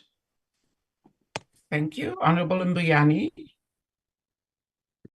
Chairperson, thank you very much for the opportunity. Let me also welcome the presentation. It's very much comprehensive. Just having some few clarity-seeking questions here. Because currently we're told of stakeholder engagement. I just wanted to check whether, because this is their stakeholders, what about the community and the public in general? Do they engage those public and how often they are engaging the public in terms of knowing what is a SABS and what is it that is doing? So that the public in general, beside the stakeholder, they understand their role and responsibility. Chairperson, also the issue of economic participation of women, youth, and a person with disability. They say 2%, and they achieved 1.6%. Can we get clarity in terms of the exact, whether the 2% is for youth, 2% is for women, or 2% is for a person with disability? Because it's now 2% of everything. So I want to check the outcome there, Chair.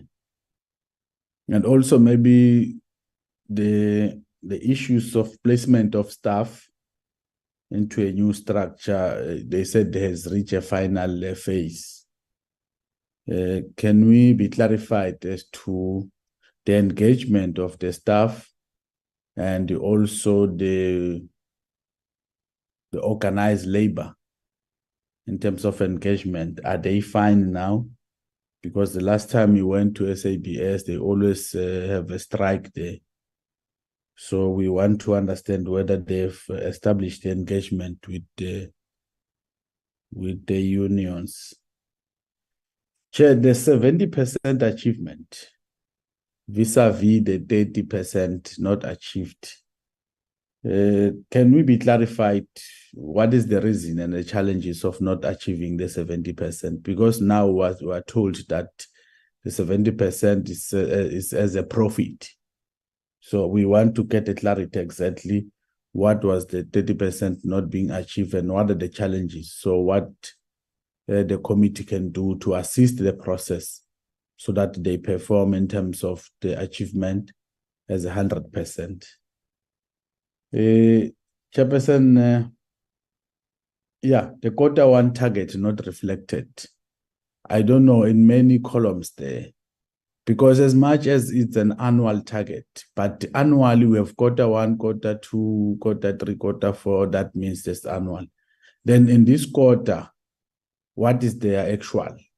Because they targeted this number and the annual target is the entire year.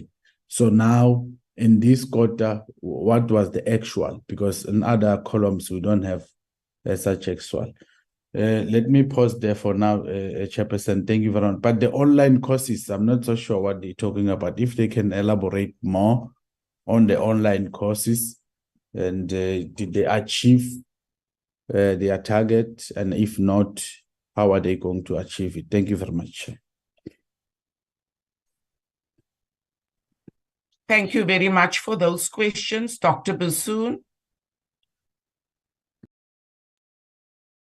Thank you, Honorable Chairperson. I'm just trying to get my last comment in here and just trying to gather all the comments that came through and questions. So let me start off.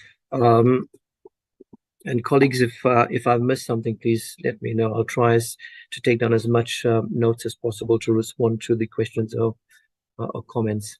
Honorable Bergman, the internal surveys, the question was around whether it was a 60% feedback, whether it was the 60% of the actual rating.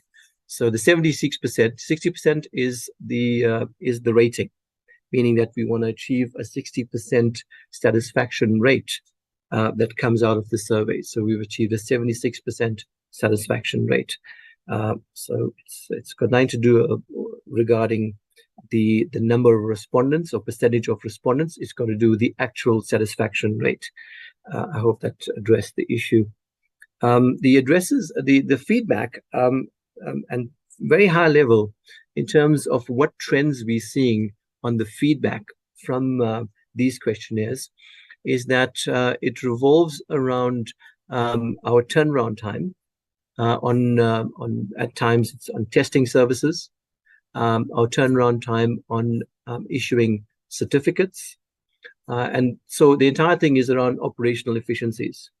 That's the key focus on delivery, on time expectation by our clients. That is the theme that's currently going around within the SABS, that we need to turn around in terms of our culture of excellence and efficiency and responding to inquiries. That not only will maintain our existing client base, but certainly it will maintain our potential for new revenue generation as well. So that's the broad areas of concerns that we are seeing regarding the surveys. On the AGOA, so we've been invited by the ministry to participate in the event by South Africa hosting of AGOA. So there's we have to host a sideline event that has been recommended on standardization. I can't talk about the issue on losing AGOA and what matters, what doesn't matter. I think that's for a different platform to discuss on that. But from where I'm coming from, AGOA is very critical from a standardization perspective, both development of standards as well as the conformity assessments. The reason why we are hosting it, so the opportune time is available through to us with all our African counterparts, because all the African countries within AGOA will be in South Africa. How can we leverage them being here, both public sector officials and private sector officials, and start talking around not necessarily products going into USA, etc., and standards and conformity assessments, but how can we even talk about the Continental Free Trade Area and that area of cementing our relationship on products and services, even within the African continent. So we did submit a concept note. It was acknowledged and well received. So we are going to get feedback, and then we'll fine tune what we need to put together. SABS is not driving anything. SABS is looking at an opportunity to talk about standardization around the African continent. In terms of the getting involved in the agreement and what angle that the SABS, the AGOA, from our perspective and what we understand and appreciate, is a significant opportunity.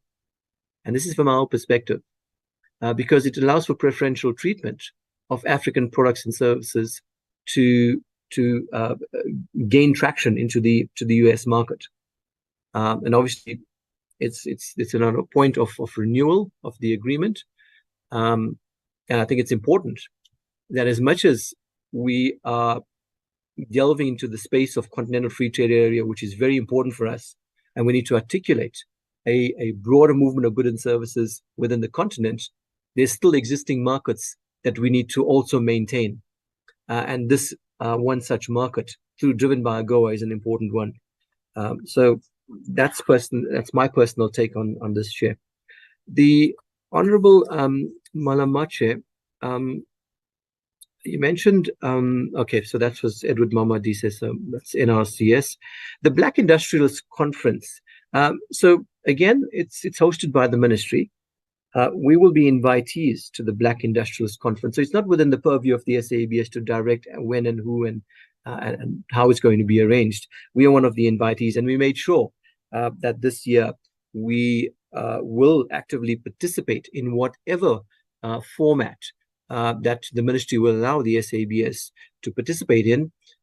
We will really relish that. It's either we get a stand at the Black Industrialist Conference, even maybe a speaking opportunity as a panelist. We'll highly welcome any opportunity to talk at that conference. So I can't speak on the organization and how to fast track that. What we can do is obviously make sure that we have the necessary resources to participate at that event. And certainly the Black Industrialists, a significant amount of investment, huge. Obviously we're talking about billions of rands of investment to the Black Industrialists. How do we support them? And this is what the Open Day is all about. We want to make sure that we bring the Black Industrialists as part of the DTIC IDC program to the SABS. And already I could attest that some of them are already certified and have already systems in place that they are mature enough to deliver quality products in the marketplace. What we need to tap in is how do we expand that and how we support them even further in terms of gaining market access, not only in South Africa to support domestic economy, but more importantly, export-driven opportunities as well. So SABS will certainly, as we pointed out, be actively contributing and participating and leveraging the Black Industrialists an opportunity to sit with them and discuss standards and standardization. Honorable Manakedi, I think there was a comment around the employee engagement rate. It's an annual target, 3 out of 5. And I think it's something that is of very important that you've identified this. So this is historical. Obviously, it's part of our corporate plan, and it is reflected in our corporate plan. And I think it's something that we have missed out. This actual target is done, or this assessment is done on financial year end rather than every quarter. We don't do this every quarter. So it's a misrepresentation. I must concur. And I think that's something that we need to correct because and that's why it's stated as an annual target. So we may have put it as Q1 out of a little of ignorance in terms of alignment of what we say we're going to do and then projecting something in Q1. And thank you for bringing that out through to us. It is an annual target. And certainly it's an opportunity for improvement as well. To your point around the phased approach, I do concur. We should at some point mature the system to have at least a particular Q1 target. It may not necessarily be the full annual target of what we want to achieve, but maybe on a phased approach. As an example, if you want to develop a scheme and as to the point, schemes take a long period of time to develop. What do we need to do that we will say we will have an output in Q1, Q2, Q3, Q4, and maybe Q4 we have the actual scheme implemented and commissioned and we're generating revenue. But what happens in Q1? Do we go out and do a market analysis, a business case, etc.? Those need to be defined. And I concur with the sentiments that at various Q levels, we should at least have an output or an outcome that is going to contribute to the broader KPI at the end of the financial year. There was an element of finances you've indicated around profitability. And I just want to go to that slide as well. 39 million rand profit. Yeah, I think it's about how one would want and choose to interpret the representation. In its simplest form, revenue minus expenses will give you the net profit. That's in its simplest form. So, and I take your point, because I think your point is around you're not achieving your revenue, and you're doing some cost savings, which is at times deliberate, and then you're getting the profitability. Ideally, your profitability should come from a heightened revenue projection. And if that is the thought process, I agree with you totally. Our revenue is not growing as we should be growing it, reflected in the deficit. But at the same time, we must also make sure that if we budgeted for various costs and we can manage the budget, achieve our respective performance indicators within that budget, and with an element of saving, that is a positive. And I see it as a positive from that perspective. But I do concur that you mentioned that because of your expenditure savings, you're achieving a profit. And that is not a sustainable business model. We need to grow the revenue. Wholeheartedly concur with those sentiments.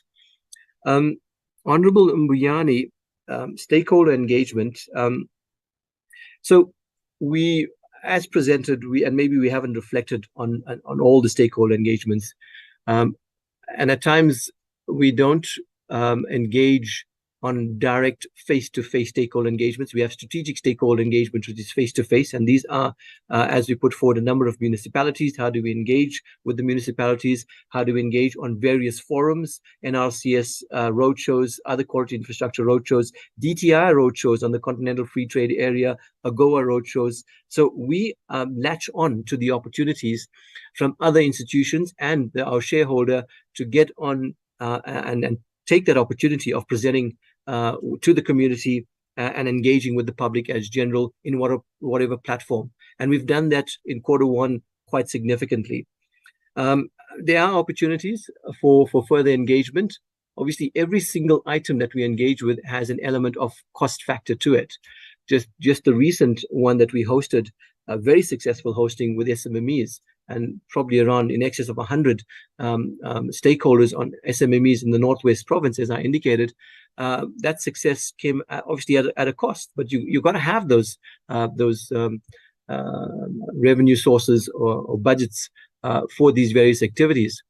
So beyond that as well, in terms of face-to-face engagements, and maybe there's an area that we need to improve as well, and I acknowledge that.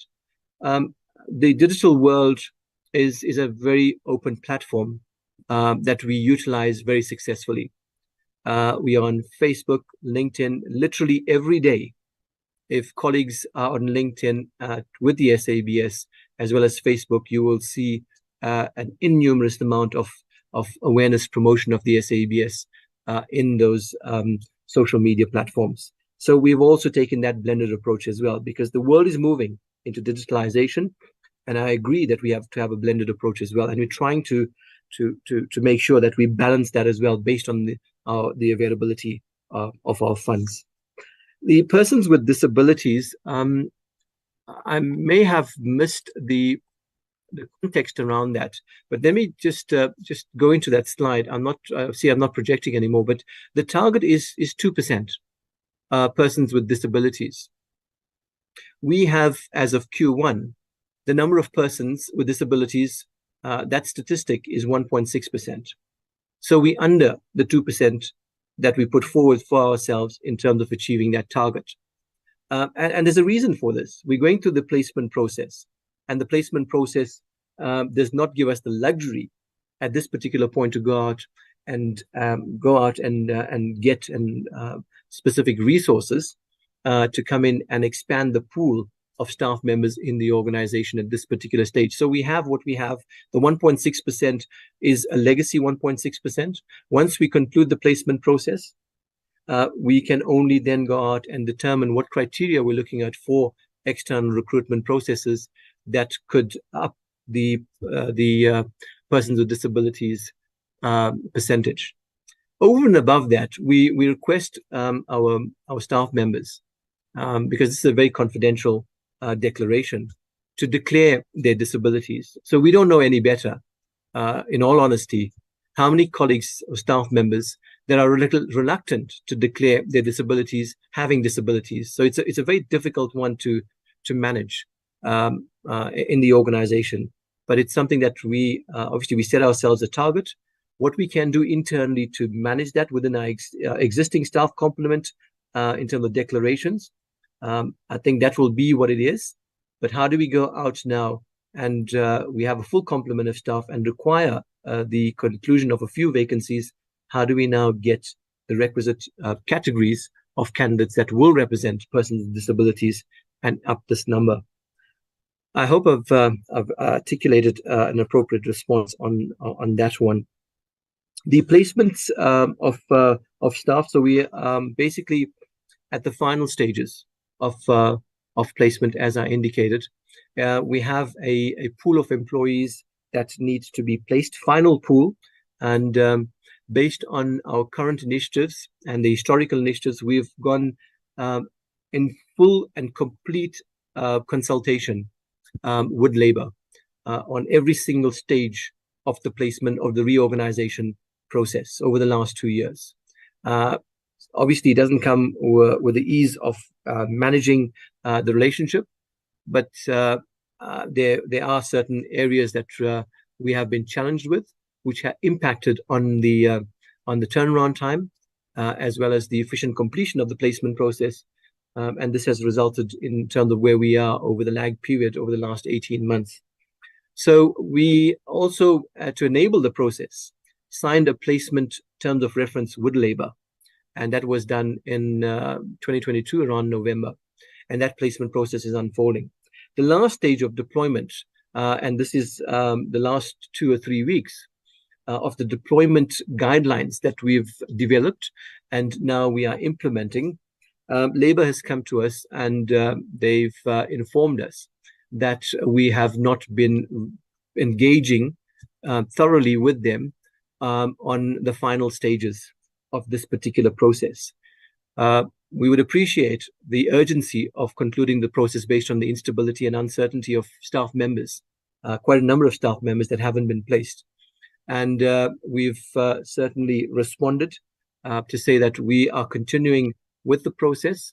And unfortunately, Labour has basically put forward a submission through to us that they have lodged a dispute with CCMA on the current final process of engagement on the deployment process.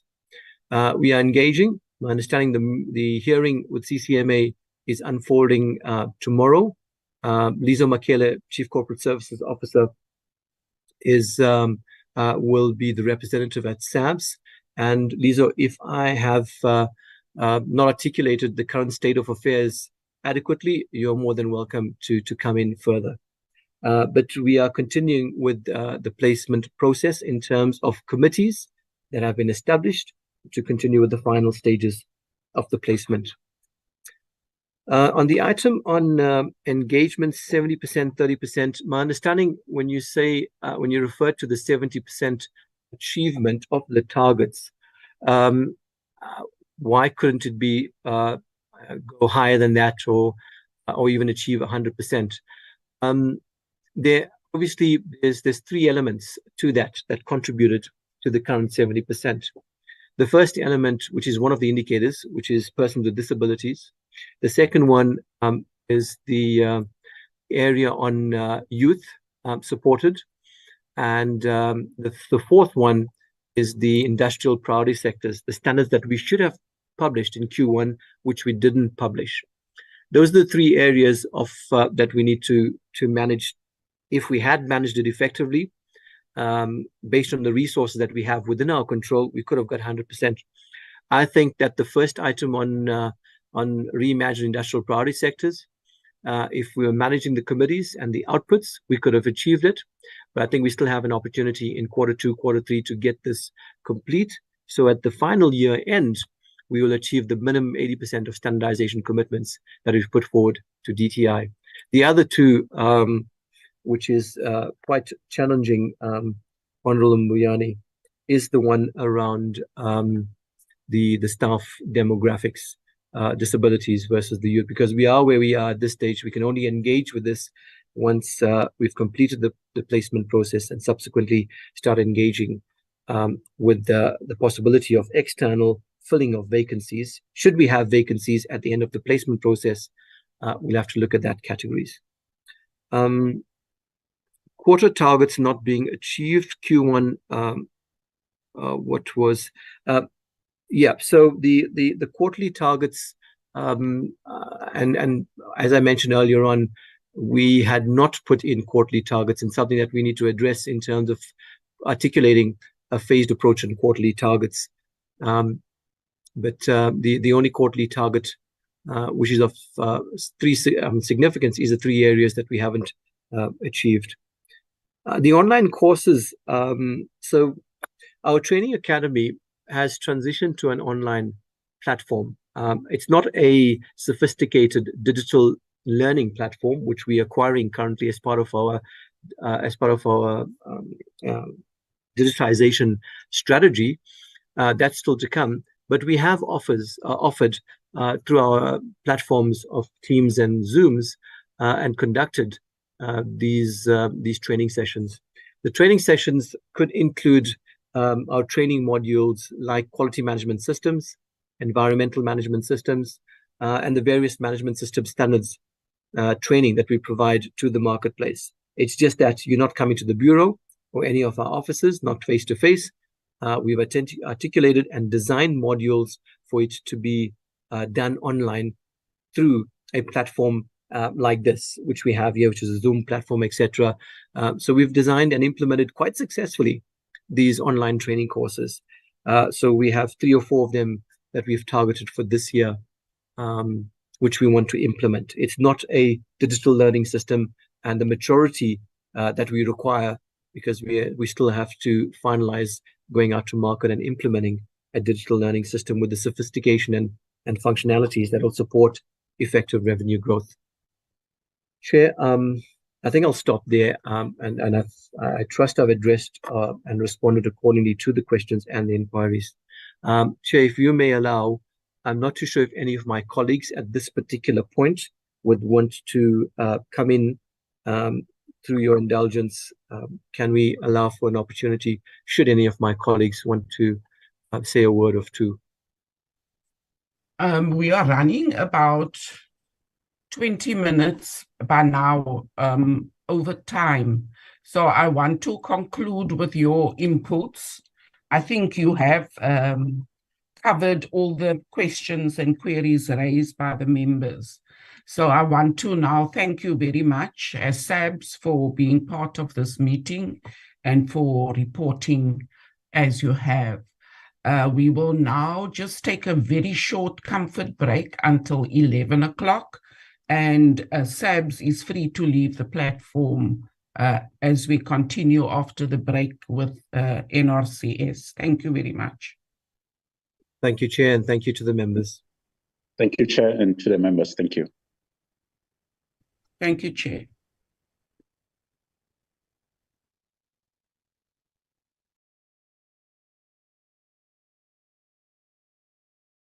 Recording stopped.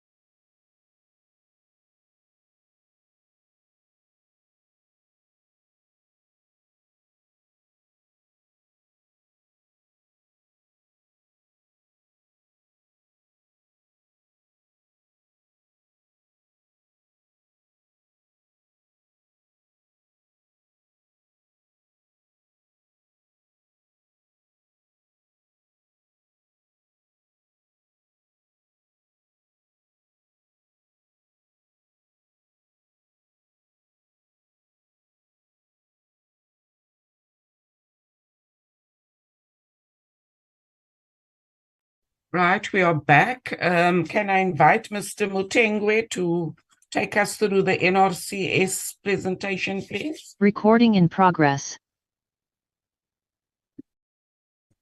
Yeah, thank you very much, Honorable Chair. A very good morning to you and good morning to honorable members. Greetings to ladies and gentlemen in this platform. Chair, I will be trying to flight the presentation. Just let me know if it shows.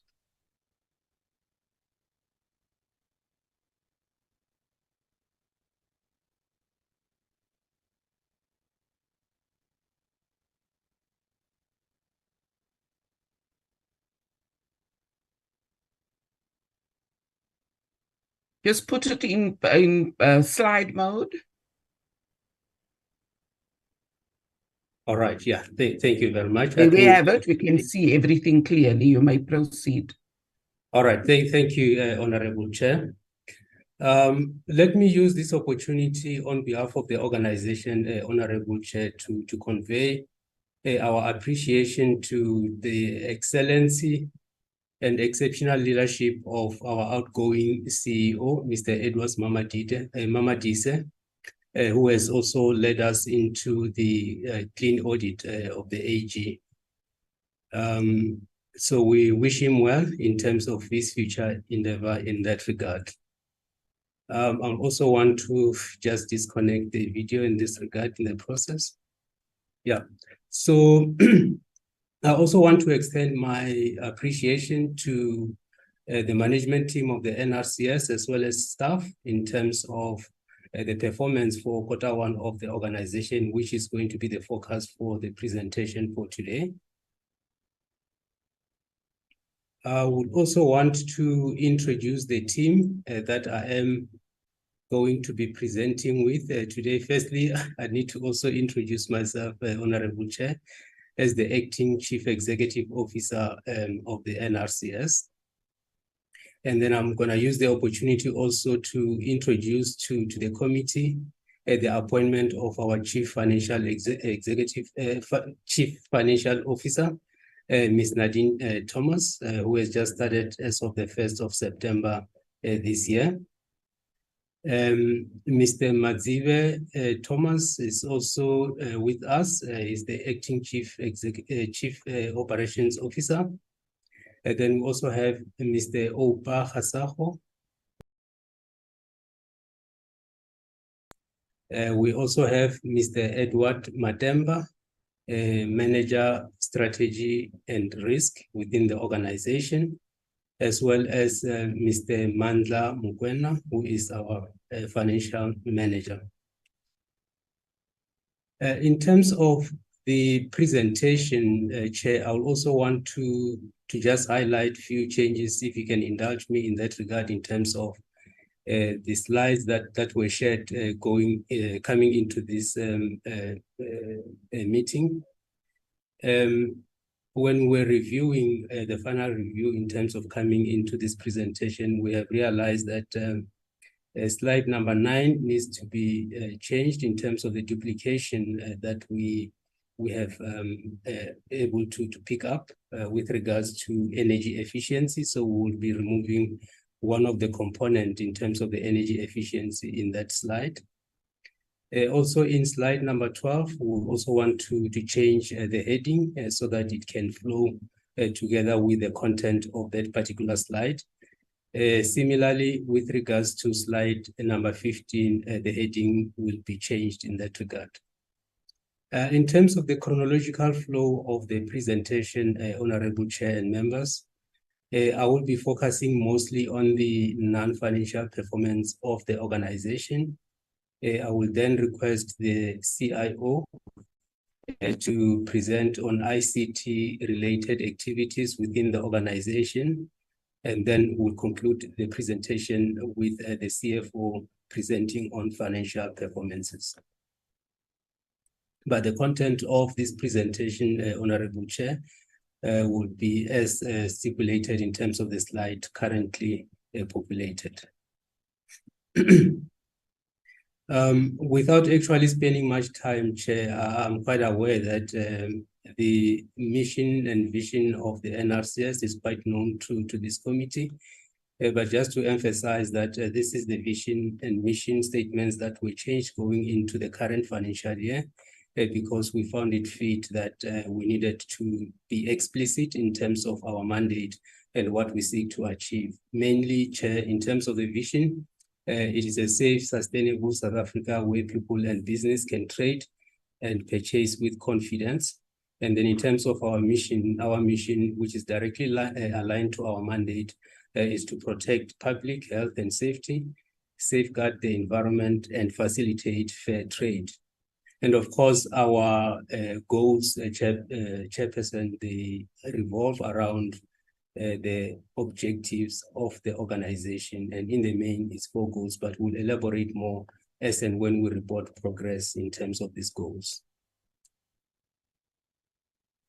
In terms of the coverage with regards to the industries that we regulate, Chair, without again spending too much time, we cover the automotive sector, chemicals, materials and mechanicals, electrotechnical, food and associated industry, the legal metrology space, as well as building and regulations. In the main, we will therefore be regulating products that will be covered in terms of the compulsory specifications as well as the respective technical regulations. The focus for the presentation in terms of our highlights for Q1. I just don't know how to remove these things that I'm seeing on top here, so that members can be able to see the heading. We can see the whole slide clearly, Mr. Mutengwa. Oh, sorry about that. Thanks. It's just on my side. I can't see the heading of the presentation, but these are the highlights for Q1. We, from our foods and associated industries business unit, we were able to facilitate the exportation of fish and fishery products, and mostly to the European as well as the Asian markets. And then in this regard, we were able to issue 2,119 health guarantee certificates. These are the certificates that are issued only if the consignment complies with the requirements of the compulsory specification. And the countries to which these products are destined to would not be accepted unless there is such certificates issued by the regulator as a competent authority. The value in this regard for the export was approximately 2.2 billion rands. In terms of the products that were found to be non-compliant within the industries that we regulate, we were able to remove such products to the value of 79 million rands. These were the products that were identified during the market surveillance inspections, wherein the directives were issued to ensure that there is no further trading of products of the same make or same nature. Also, Chairperson, in terms of our highlight, containers that are bringing products into the country through our ports of entry were released on average within 3 days, just to at least allow and facilitate products to get access into our markets. Then just to reflect with regards to the outcomes as we align ourselves with the minister's requirements in terms of the outputs. For the Q1, our contribution were as follows, and we'll just highlight those that we have identified from the NRCS's perspective as being relevant and where we believe we can play a role. As indicated in terms of our highlights, for the exports, in terms of facilitating exports, that was within our foods and associated industry. The value thereof was 2.2 billion. And Chairperson, here we can quantify the number of products that were inspected, which was about 2,909 export consignments. And quantity-wise, we're looking at 16,000 tons of these products that were exported. With regards to output number 13, which is about the creation of jobs, we are running a program of internship, as it is probably well known within the committee. At this point in time, we had the first round of the internship that has taken place, and there was an extension with that particular program up to the end of March. Around May, we advertised the positions. We are currently dealing with the applications that we've received, capturing and so on. But we wanted to align the starting date of these candidates to be the 1st of January 2024, so that at least they can enjoy the calendar month in that regard. Then with regards to output number 18, dealing with the energy efficiency, our electrotechnical business unit was in Durban during the quarter, and they approached it in a form of a raid wherein products that are covered within the compulsory specification for energy and efficiency were inspected, and where non-compliances were identified, products were confiscated, and directives were issued accordingly. Then in terms of the facilitation with regards to various forums in support of the African continental free trade, we participate in not just within the SADC area, but in other areas internationally. But we know that that is also to try and align and harmonize worldwide regulations together with the African approach with regards to compliance of the products in terms of the regulations that are recognized internationally. So we're able to participate in SADC-related committees such as AfriMeds, the ARSO, OIML, and also the Working Party 29 in the space of the automotive sector. With regards to output number 32 on case studies, the organization was able to produce 5 case studies from the various industries that we regulate.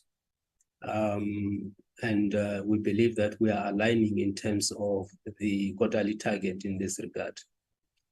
The outreach programs in terms of the rural community engagements, we were able to achieve 2 programs that were conducted. One, it was in the Northwest, as well as in the Eastern Cape area. I'll provide further information in this regard in the coming slides. With regards to output number 40, dealing with the reduction of turnaround time and also dealing away with red tape. As it is known, we have reduced our target from the 120 days that should be the turnaround time for issuing LOAs. We are now working at 90 days instead of the 120 days. But out of the approvals that we've issued in terms of the LOAs, we were able to conclude 90% of those within the 90 days. We know that the target here was not achieved because we have set ourselves a target of 95%. So there's still a sizable amount of work that we need to do. But again, this will be reflected later on.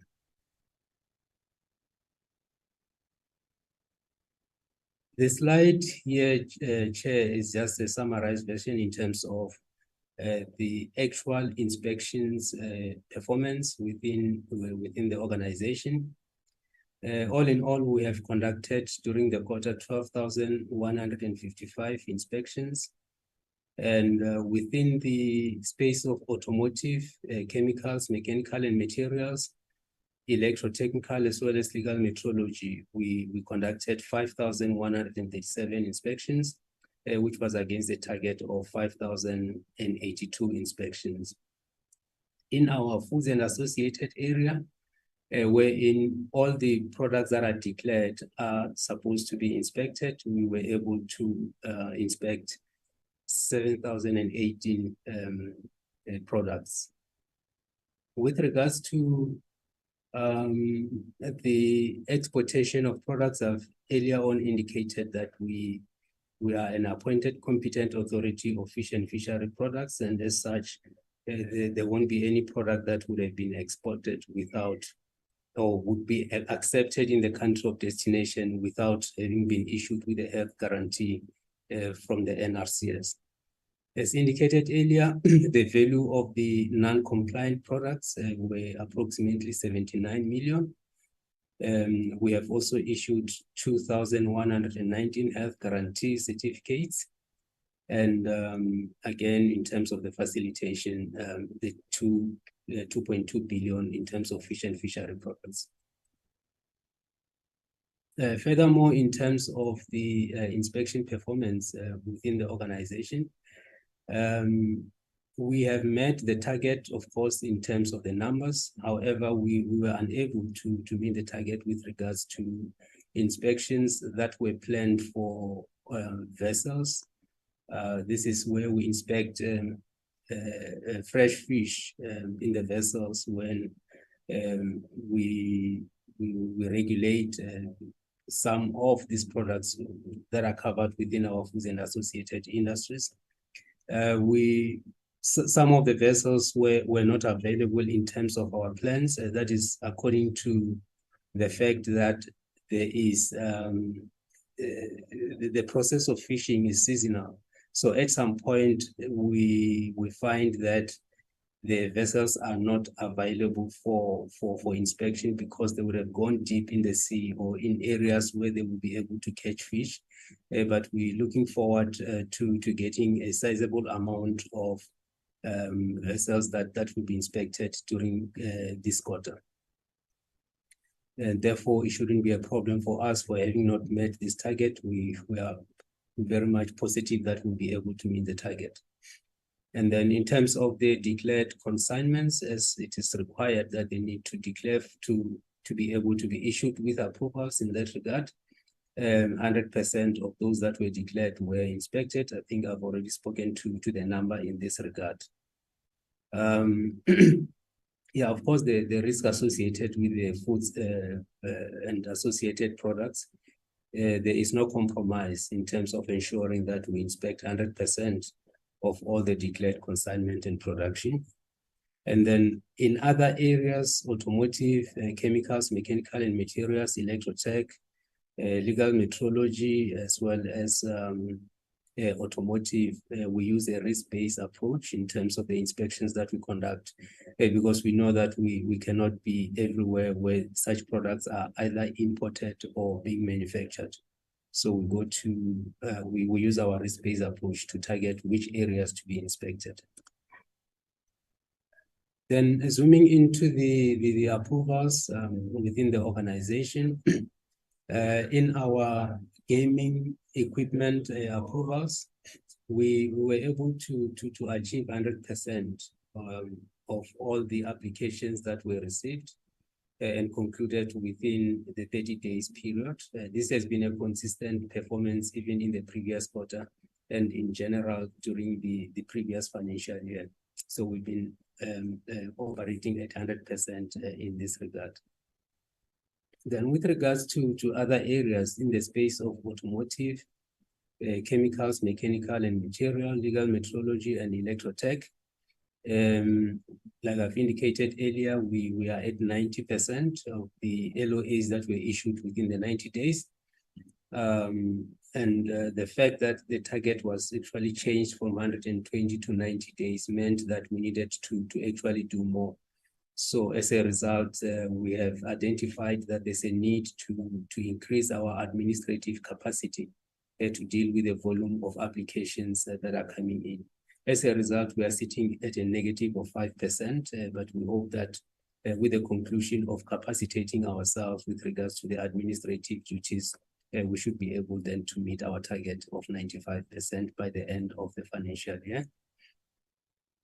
And then just something positive, most of the applications and the fact that we are applying risk-based approach, most of the applications and on average are finalized within 43 days. So it is just a matter of the volume that we have makes it very, very difficult to capture and process within a specific time period. But those that are concluded, most of them, the majority of them are concluded within the 43-day period. Then just zooming in terms of the stakeholder engagements. So we have conducted 3 stakeholder awareness campaigns. That would be the 2 outreach program and the other one where we conducted a campaign in Gauteng. So the other 2 were more into the rural communities, and the one in Gauteng, of course, within the bigger metro. We have issued various media statements with regards to the work that we do within the organization, covering the space within the chemical materials and mechanical, where in products involved were cement, timber, as well as the electrotechnical products. But furthermore, in terms of the work that we've done in the media platform, we were able to issue a joint statement with the RMI, which is the retail motor industry, in support of the program that is dealing with the Tire Equipment and Parts Association, to try and create a platform for hotline reporting on illicit trade with regards to the products that are covered within the automotive space. So the NRCS is in support of that particular platform to try and deal at the same time with products that otherwise are non-compliant to the requirements of the respective compulsory specification. All in all, in terms of the plan for stakeholder engagement, we were able to achieve 97% against a target of 96% in that regard. So we seem to be going well according to our plan and commitment. Community engagements, inclusive of rural community engagement, that were held in the Eastern Cape. That is now in terms of the rural community engagement. The areas that were covered there were Tata, Mount Frere, as well as Kumbu. And we've also covered the Northwest, wherein we're able to see ourselves executing our duties in the Ventersdorp, Mugwase, Madiveng, as well as Brits. And of course, one being within the bigger metro in Gauteng, Sicelo area. We were able to also conduct and participate in about 312 stakeholder meetings across all the business units within the organization. And these meetings, in the main, they addressed, amongst others, we use the platform to provide clarity on regulations and market access requirements for different regulated products, because we know that some of the traders might not necessarily be aware of the requirements of the NRCS. So we use various meetings with various associations and industry role players to at least educate them on the requirements. Also, with regards to the food safety compliance requirements for access to the European markets, and also provide clarity and links between standards and different regulations, and to address customer and general industry concerns and challenges. For instance, we were able to identify within the automotive space the trailer manufacturers industry, wherein we conducted a roadshow from Pretoria to Durban, and of course, moving into the Q2, the target was to also go into Cape Town and Port Elizabeth area, so that at least we are able to reach out to them in terms of getting what are the real concerns with regards to the work of the NRCS in that space. We also were involved with surprise raids in the areas of Mpumalanga, Limpopo, KZN, and the Eastern Cape.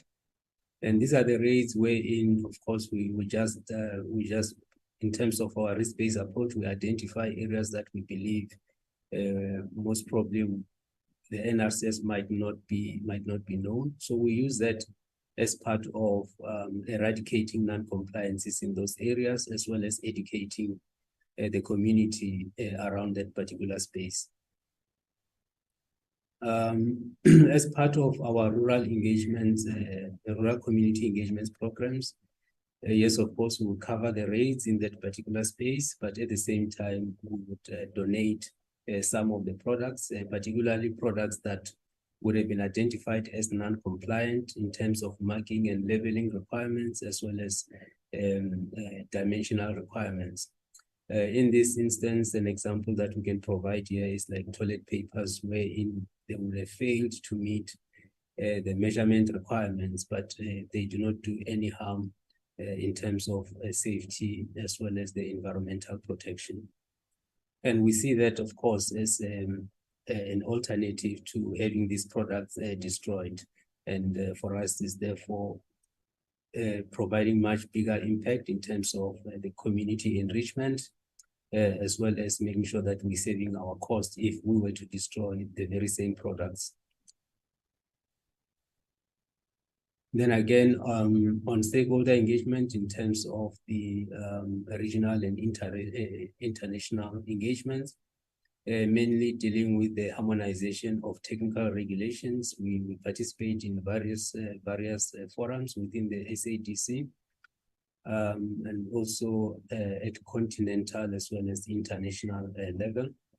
Just to highlight some of the committees that we have been participating in the quarter, chair is the SADC MEL, the SADC TRLC, and then SPS, as well as TBTSC.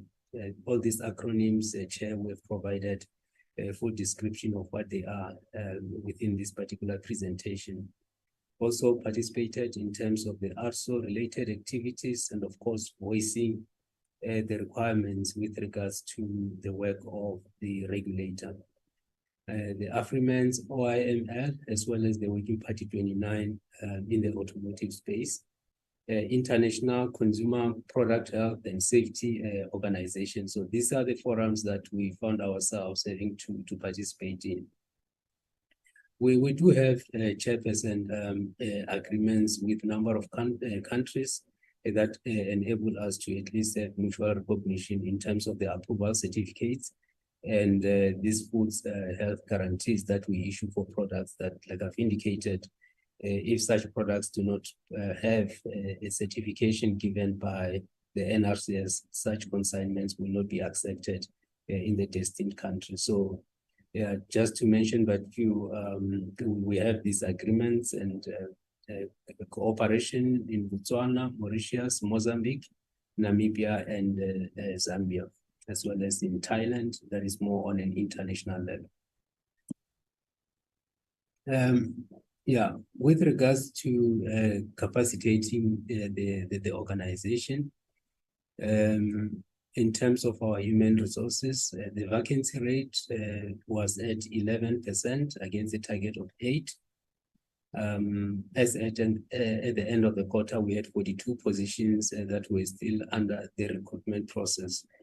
And the biggest challenge in this regard is in many occasions, we receive quite a large number of applications that we need to go through, and our process of capturing all of these applications, as well as going through the screening and shortlisting, takes quite a bit in terms of our resource commitment. Critical positions, I've already indicated that we have appointed the CFO effective the 1st of September 2023, and we are nearing conclusion in terms of the position of the COO, wherein we are at an offer stage. In terms of the internship program, I think I've also alluded to that. And we would really want to align the appointment thereof with the calendar year, which will be then in January 2024. With regards to revenue, we are under the budget in terms of the revenue that is, in terms of the budget that was targeted as at the end of the quarter. But I will, at the time when the CFO comes in, she'll be able to elaborate more in terms of what is it that we're doing in terms of trying to improve on our revenue collection, including taking advantage of the ERP system dealing with issues on financial management within the organization. Again, in terms of the ICT operation system and development, the CIO will touch on this and when I call him to come and through yourself, Chairperson, and highlight more in terms of what is it that we're doing within the area of ICT. So I will not be talking to that particular provision within this slide. And then in terms of our overall targets that we have set ourselves in terms of the APP, we were able to achieve 75% with regards to all the targets for the quarter. Just further on in terms of the future plans and what we're looking at. In terms of the rural engagement, we will be having a rural engagement during this particular month. That would be in KwaZulu-Natal area. And that obviously involves the education of the consumers and targeted inspections like we always do. So it's partly to educate the consumers and partly to also eradicate non-compliance within that particular space so that at least we can protect the health of the community. And then in terms of the upcoming events, again, the destruction of non-compliant products. These are the products that would have been identified during the quarter, which is quarter one, as well as some of the products that were identified during the previous financial year that were otherwise not subjected to the destruction process. So we'll be having such during this quarter. It will be taking place in Gauteng as well as in Cape Town.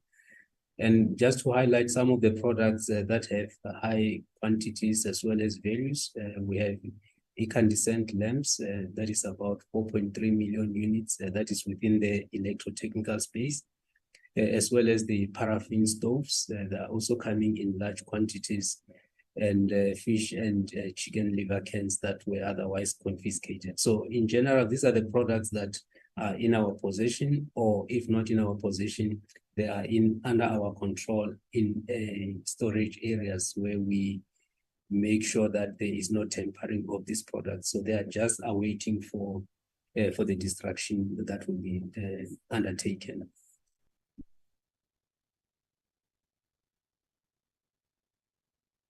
Oh, all right. So I would like then to call in the CFO, Ms. Nadine Thomas, to maybe take us through the presentation with regards to financial related matters. Thank you, Ms. Thomas, and welcome to the NRCS family. Thank you very much. Good morning, Honorable Chair. Good morning, Honorable members. Yes, as the acting CEO said, I'll take you through the first quarter financial performance. Hey, CEO. In terms of the first quarter, the revenue that was recorded was 174 million. This was made up of the income, as you can see on the slide.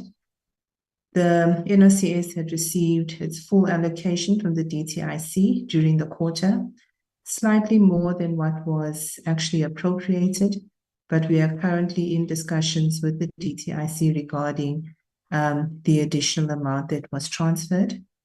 In terms of interest received from our investments, This was slightly lower than what was budgeted. However, in July, we have now reached parity. Honorable Chair, there had been some migration delays from our new system to the new financial system that has been rolled out, and that affected the interest received from the debtors as well as the levies. So those two amounts are actually understated for the first quarter. That situation of the migration and integration has since been resolved, and those figures will have improved in the following quarters or the quarters to come.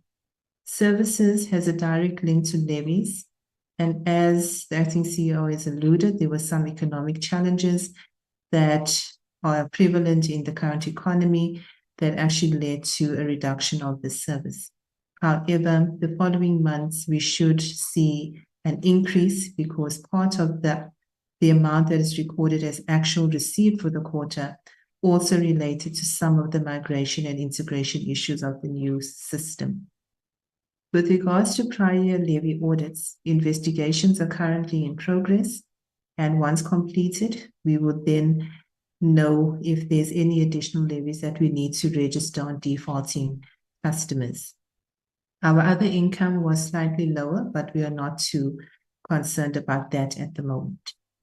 In terms of expenditure, the expenditure for the quarter,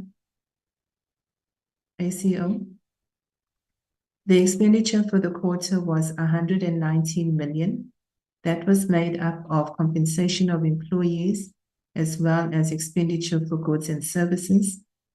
There was a slight variance relating to the compensation of employees. And as we had seen on the previous slides, there are positions that are currently vacant and not filled. So the unfilled vacancies have contributed to that variance.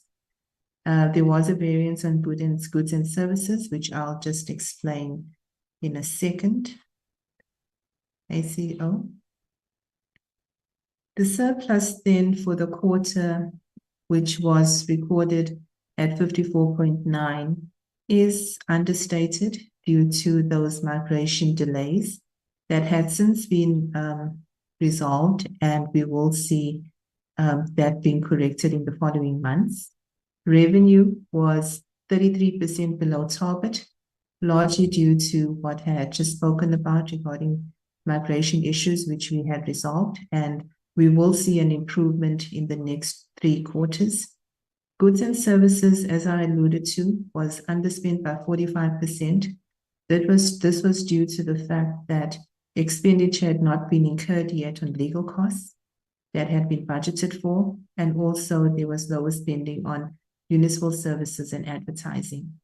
The banking cash balances at the end of June was recorded at just over 150 million.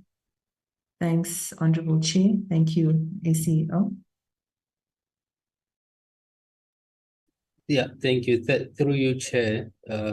I think I moved at a very high pace. I even skipped the area where the CIO needs to provide input.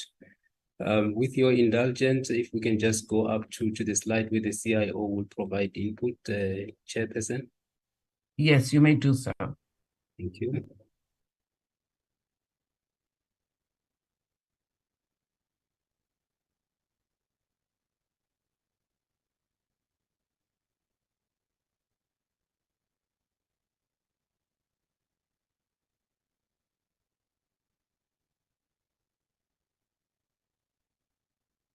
Yeah, thank you, Chairperson. This is the slide.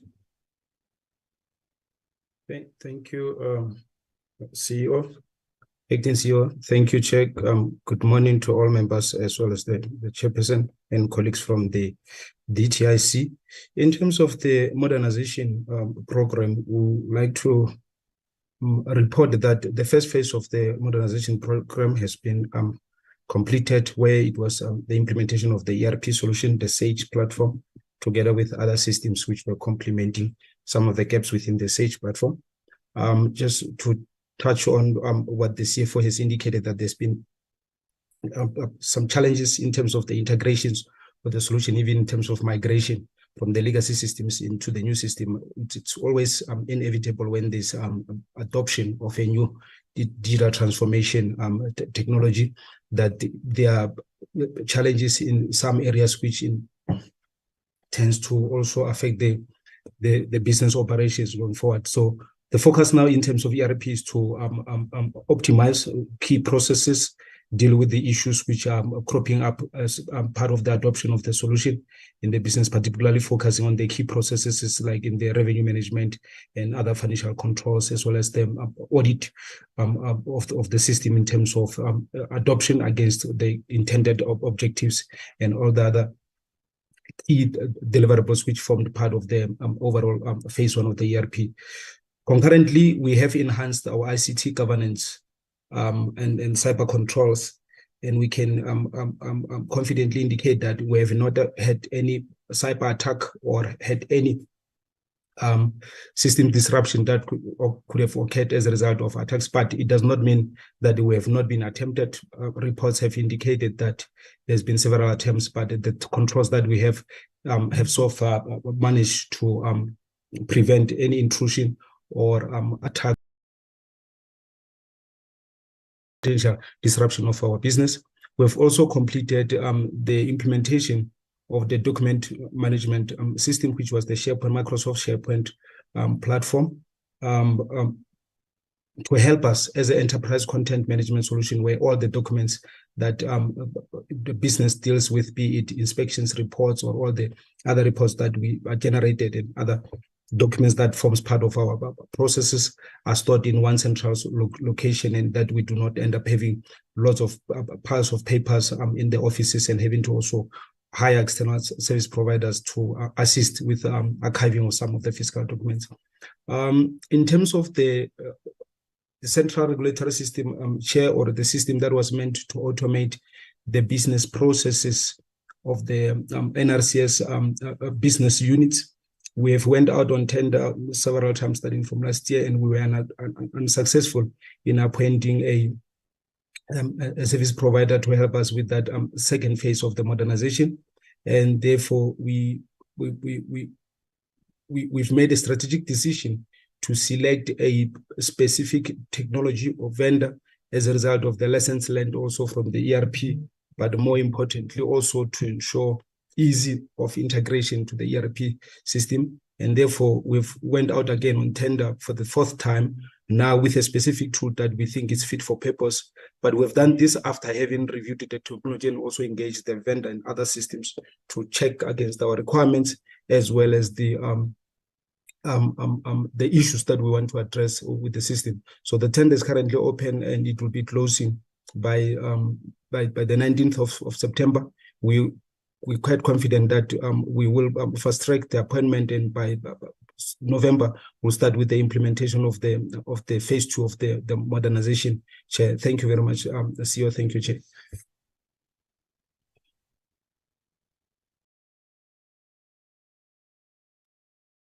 Yeah, Chair, I think our presentation is concluded in that regard, and thank you so much, and back to you. Thank you, Acting CEO and your team. Members, I now open the platform for engagement with the presentation. Can I see hands, please?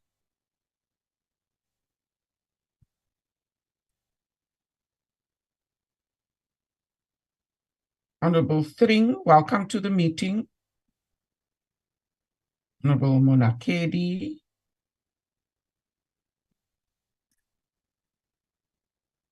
You may start, Honorable Thing. Honorable Mbuyani.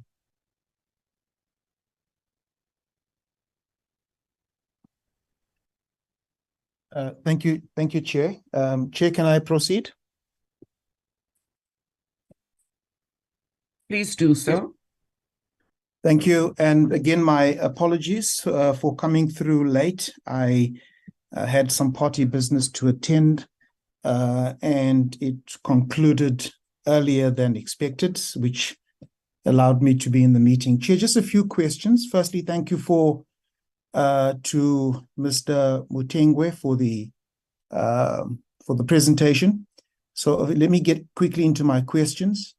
With regards to output 3, how is it possible for us, how can we grow this, the export, the 2.2 billion export, to beyond 2.2 billion? Noting that in terms of our economic growth, one of the things is improving our exports, that creates jobs locally. Output 13, what are the positions to be filled by the interns? So we're taking on some 30 interns. What are those positions that they are going to be filling? And what are the prospects of those interns being employed permanently within the NRCS? And then with output 18, what is could you just give some details with regards to the nature and purpose of the energy efficiency blitz? Then with regards to the LOAs, do you have an international benchmark with regards to turnaround time? So what is the average international benchmark? Because if you are able to reduce it from 120 to 90 days, but the international benchmark is 30 days, then you would still be some way off. So while we appreciate the reduction of the turnaround time for the LOAs, but what is the international benchmark? Then what are the challenges with respect to load shedding and in some cases water supply issues? And how have these challenges, if any, affected particularly the food sector with regards to the quality of food? And are you seeing any challenges affecting the quality of food coming from load shedding and water supply issues, recalling the listeriosis outbreak that we had a few years ago? And then the European Union is alleged to set barriers to entry of SA exports to the European Union. Do you agree with these allegations? And if so, what interventions are being used to overcome these barriers to entry? And then, Chair, my last question is with regards to the financial presentation is, what are the positions that are still vacant? Because we've seen funds not spent because of positions still being vacant. So what are those positions that are still vacant? And more importantly, how critical are these positions, these vacant positions, to raising the standard of the NRCS? Thank you, Chair. Thank you, Honourable Three. Honourable Monakedi. Chairperson, thank you very much. I also want to welcome the presentation that has just been done. My first question relates to the issue of export facilitation regarding fish and fishery products, where they are indicating that they issued 2,119 guarantee certificates. I just want to check as to how many in total, in terms of applications, did they receive?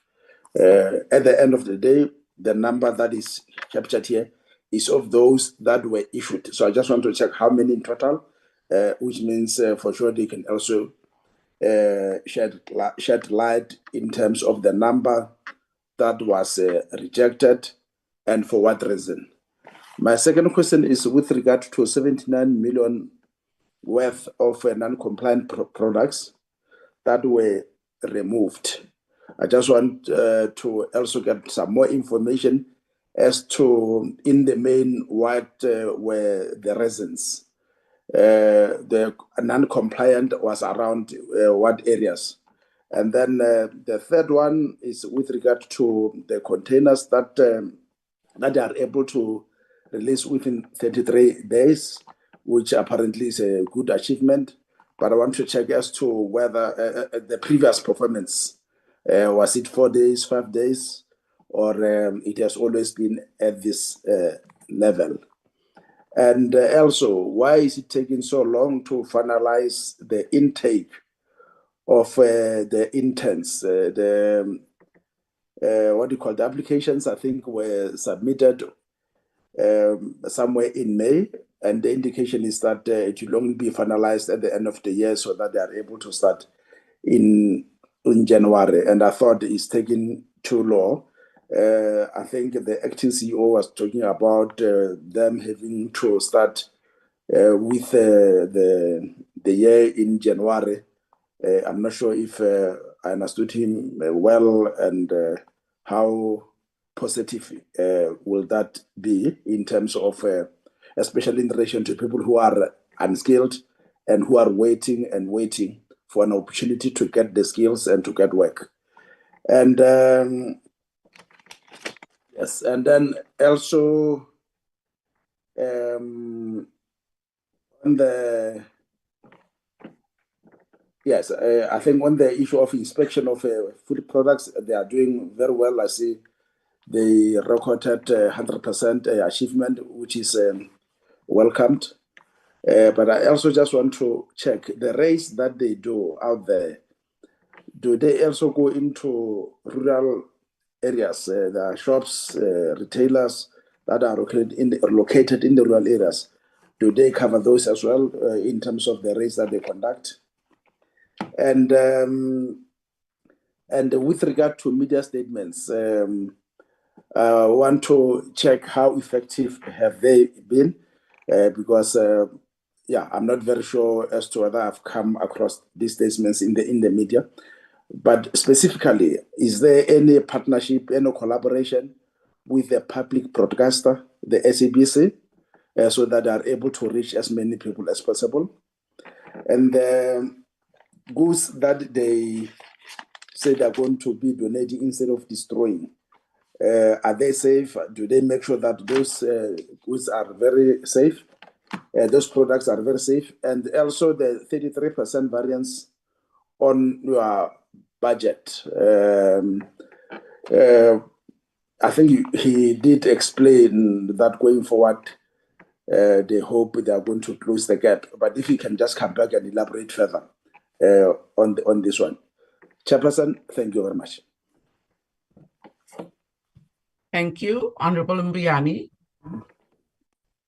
Thank you very much, Chair, for the opportunity.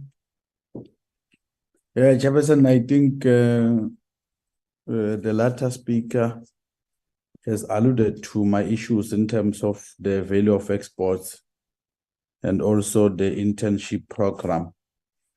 Mine, it will be the issue of energy efficiency, because we see now when issue of the load shedding and so forth. So I don't know whether they've been able to deal with the issue of solar energy and also the plant, whether now people from South Africa, they're able to manufacture such a plant, the solar plant.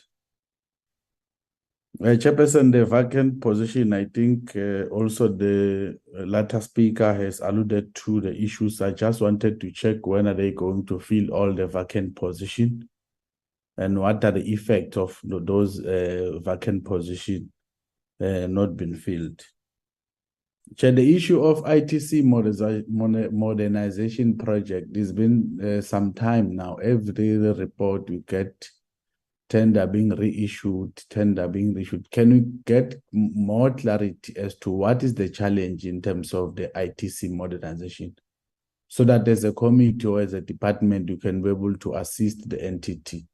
Because since time memorial, ICT modernization project has been reissued, has been not been finalized. Chair, the product which were not destroyed, it indicates that were donated to the needy community. Can we check how safe are they in terms of the product? Because we must understand as to what effect will be the product have or in terms of the community.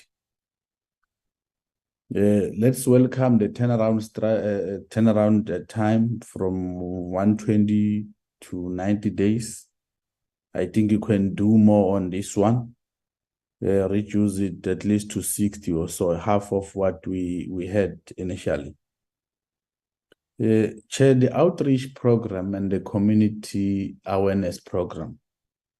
I think it will be proper, Chair, to expand on this one because we have 6 rural provinces here, and all those processes, they'll need information as to what is happening around the NRCS, what is NRCS doing, how can they be assisted as well as rural masses of our country around these entities.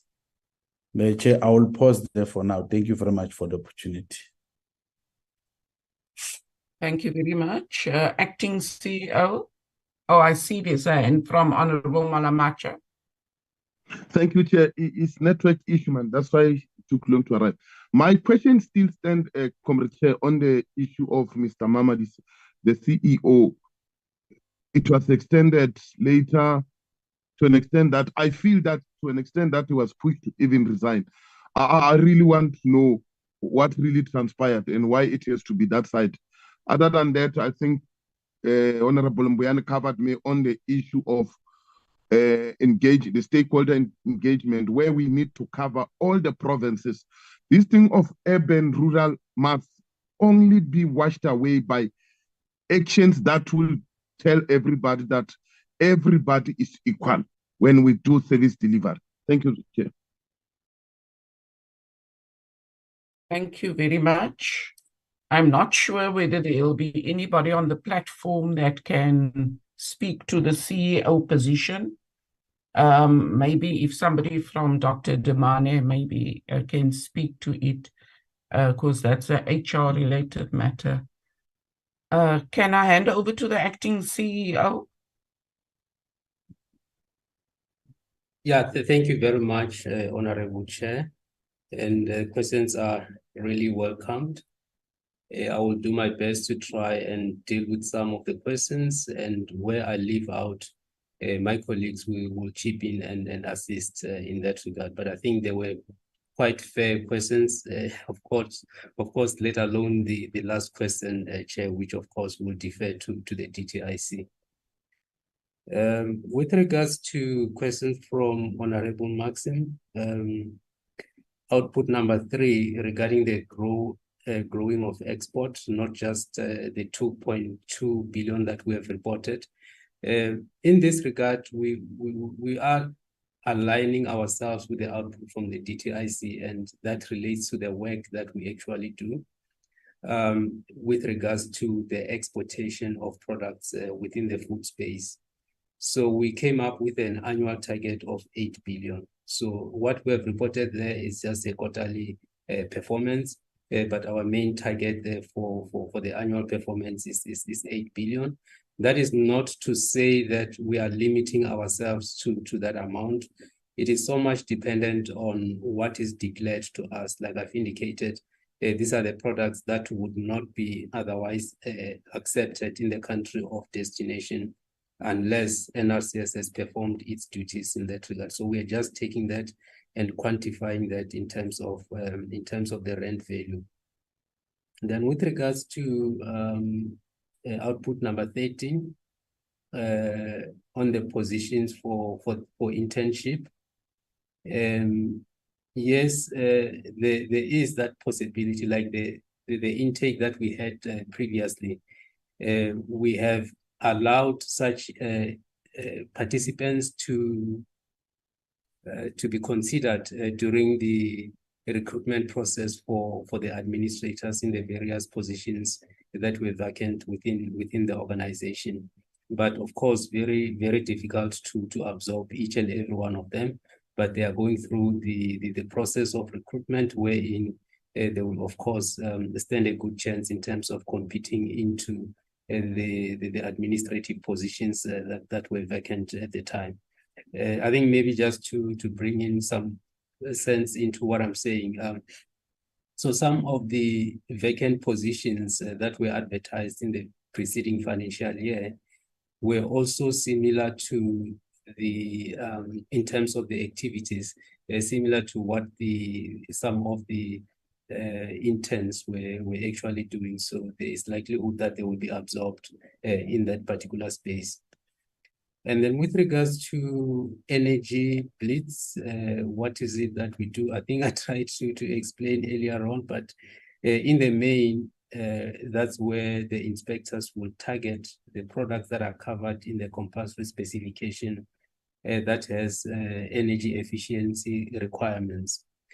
And products that are in the market and that do not comply with such requirements would therefore be removed from the market, and they would be confiscated, and they will follow the processes within the organization in terms of either to be sent back to the country of origin or to be destroyed. And in this case, the latter seems to be what the organization will be taking into consideration. So these are the products that if they don't comply with energy efficiency requirements, they are likely to use more of the electricity whilst we are in a space where we want a reduction in the consumption of electricity. Then coming to the requirements in terms of the turnaround for a letter of authority on an international basis, what is the benchmark? The NRCS had come with 120 days after doing a sort of a study in that regard in terms of what are the requirements in other countries in terms of the turnaround time. And in many occasions we found, because this is normally where technology starts, and that's where regulations with regards to these products are actually developed. So products will be tested and then they will go through the process of approval. So when we were to analyze the process it will take for the products to be tested and then later on be issued with an approval. I think it was ranging from about 4 months, I think, to an extent of about 12 months in that regard. So we were still on an international basis in terms of considering the 120 days within the international best practice. But what assists in many instances is where there are international agreements, wherein when products are approved in a particular market, they will also be accepted in another market. In other words, the products do not have to go through a process of testing again before they can be issued with an approval. But to get that first time approval is actually a tedious and long process to get to the product into the market. Then with regards to load shedding and the shortage of water in the food space, Honorable Chair, I would not be able to respond to this question. I do not know if there has been such that has been reported within the organization, but from the internal perspective, we have not really had bigger cases in terms of the impact of shortage of electricity in terms of us doing our own work. But with regards to what we might have identified as an impact to the products that we're regulating, at this point in time, I will not be able to provide a fitting response. As to whether there are barriers to trade with regards to European regulations, even in this particular questions, I'm not at liberty to can elaborate on that. However, what I know that actually works, I think we've indicated areas where we have memorandum of understanding with other countries. That is also to try and deal with issues of making sure that products that would comply with the requirements as contemplated in the memorandum of understanding, they should be able to be accepted to trade in Europe. In fact, in our presentation for the performance of Q1, we've indicated that the majority of the exports that were facilitated were mainly to the European countries. And that is also because of the fact that we affiliate with the same international forums where harmonization of technical requirements in the food space are actually adopted. So it will be the same requirements that we are implementing in South Africa, taking into consideration the requirements in the destined country. So if there could be any other barrier, I doubt if it would be in relation to the technical requirements, because there's an element of trying to harmonize in that regard. Yeah, the one on vacant position, I will later on request our HR manager to assist in this regard in terms of the question that was posed. And then moving on to Honorable Munagedi, with regards to the applications received in this regard for export facilitation. Much as we have issued the 2,119 health guarantee certificates, that certificate could cover more than one consignment. But in terms of the number of consignments that we have received applications for, it was about 2,909. I think I verbally, spoke to that. With regards to products that are non-compliant to the value of 79 million, what were the reasons for non-compliance? The reasons vary. I think for us, non-compliance with any of the requirements in the compulsory specification is seen as a violation to the Act, to the NRCS Act. This could mean administrative requirements, and also it could mean technical requirements if such products were subjected to testing. But our approach has always been to say, if we find a product in the market and the importer or the manufacturer cannot prove compliance of such products, our first suspicion is the product is hazardous to the consumers, and therefore a directive will be issued and the product will be confiscated. Should the importer or manufacturer then test the product and prove us otherwise, of course, that directive will be withdrawn.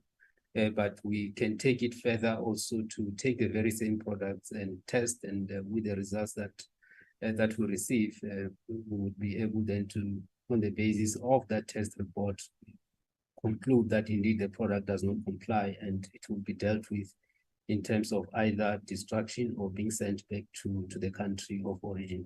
So the non-compliance is there would differ. In the legal metrology side, of course, where we are looking at measurements and calibration of these devices that are used in measurement, the non-compliance could be as easy as the non-declaration of the quantity of the product, or whatever is declared when measured does not correspond with what is marked on the product. So that is again a non-compliance, and in many cases you find that such findings cannot be corrected, and if they can't be corrected, such products would therefore be confiscated and dealt with in terms of the respective act. Yeah, with regards to the intake of interns, the applications that we received, in fact, we advertised in May. And yes, of course, the applications were received around then. And the question around what is it that is making it to take so long in this regard, amongst other challenges with regards to the capturing of these applications, the resource that is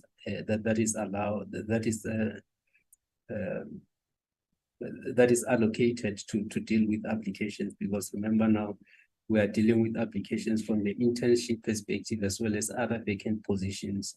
You would have noted that in terms of the critical positions at a higher level, we are making progressive steps in that regard. We have appointed the CFO, and we're about to also appoint the COO. Also within the general manager of the Electrotech business unit, we have made a significant progress there, so that at least we can stabilize the organization in terms of the leadership position. So with the limited resources that we have, of course, we would want to prioritize. And in this regard, we we have chosen at this point in time to align the intake of the internship with January 2024. But of course, that is where we are as the organization in terms of the internship. With regards to rates, whether we also go to rural areas, yes. When we have identified rural community engagements, those are our targets. In other words, we plan this beforehand, before we actually go out, and we target these specific areas. And our approach would be any point where products that are regulated are sold, we would go to such, be it a supermarket, and be it a special, would be in a position to go there and check if these products are compliant with regards to the compulsory specification. And that also comes in as part of educating, because as and when we are inspecting, we also engage the community around that particular area. With regards to media, do we have a public broadcaster or any sort of a relationship with the likes of SABS? I'm not 100% sure on that one, Chairperson. Maybe it's something that we need to review.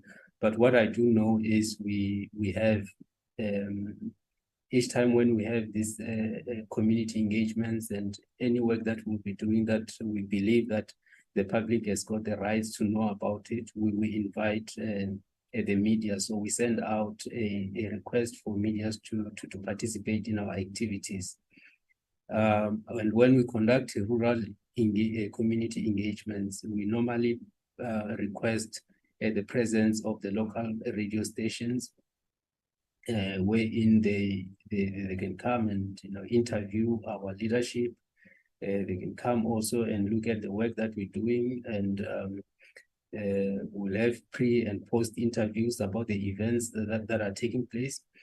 For instance, we were in a position when radio stations such as Liqua FM, Alex FM, and Peli FM, as well as UCR in the Eastern Cape, we were interviewed about the work that we were doing, and at least sending out the strong message in terms of what NRCS mandate is all about.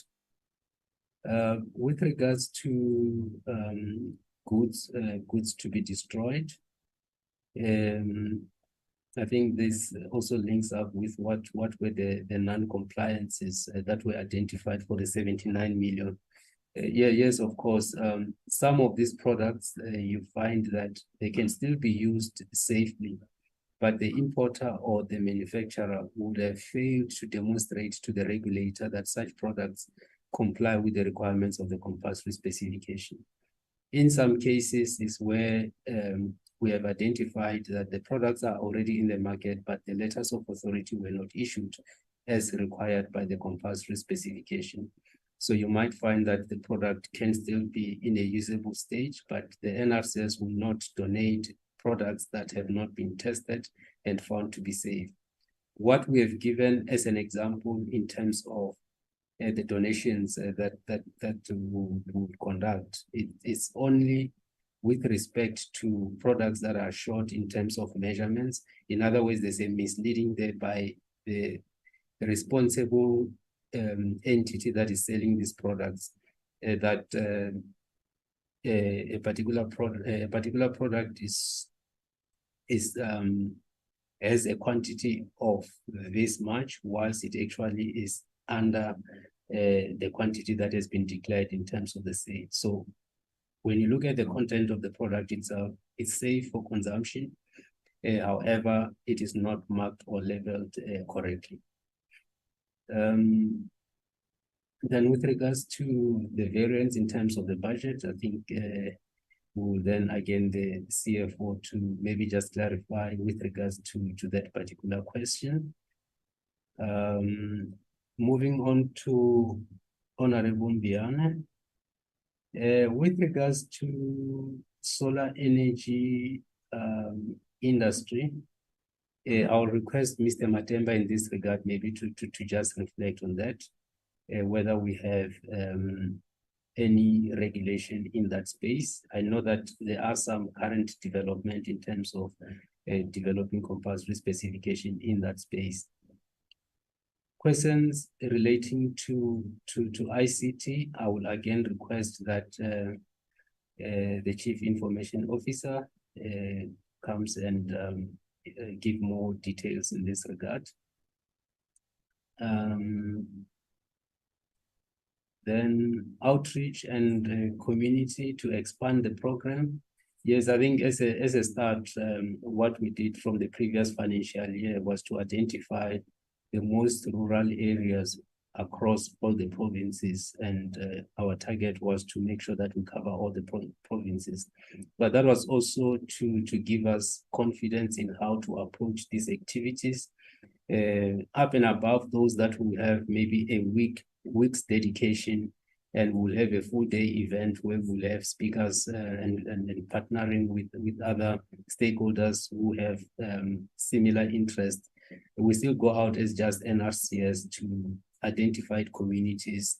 It could be one particular business unit, it could be two business units at the same time, or it could be all the business units where we'll team up together and go to those areas. That is up and above what we would have identified as one province per quarter, where a rural community would be identified. If you had to check the track, every quarter from the previous financial year, we've been in various provinces and identifying a particular rural community.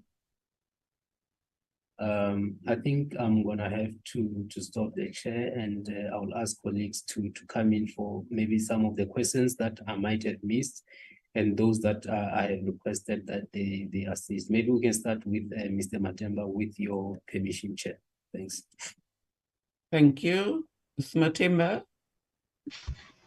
Thank you, Chair, and thank you, members and the acting CEO. In terms of the solar water geysers, we regulate solar water geysers for safety.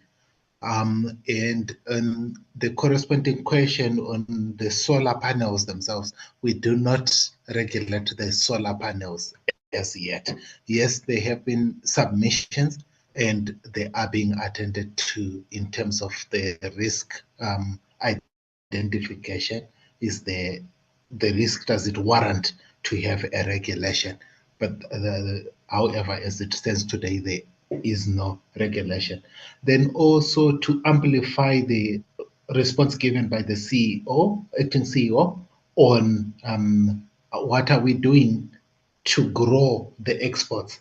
We noted in terms of the local industry, especially the aquaculture, they had challenges with exporting to the foreign markets because there was no regulation on the bivalves and some of the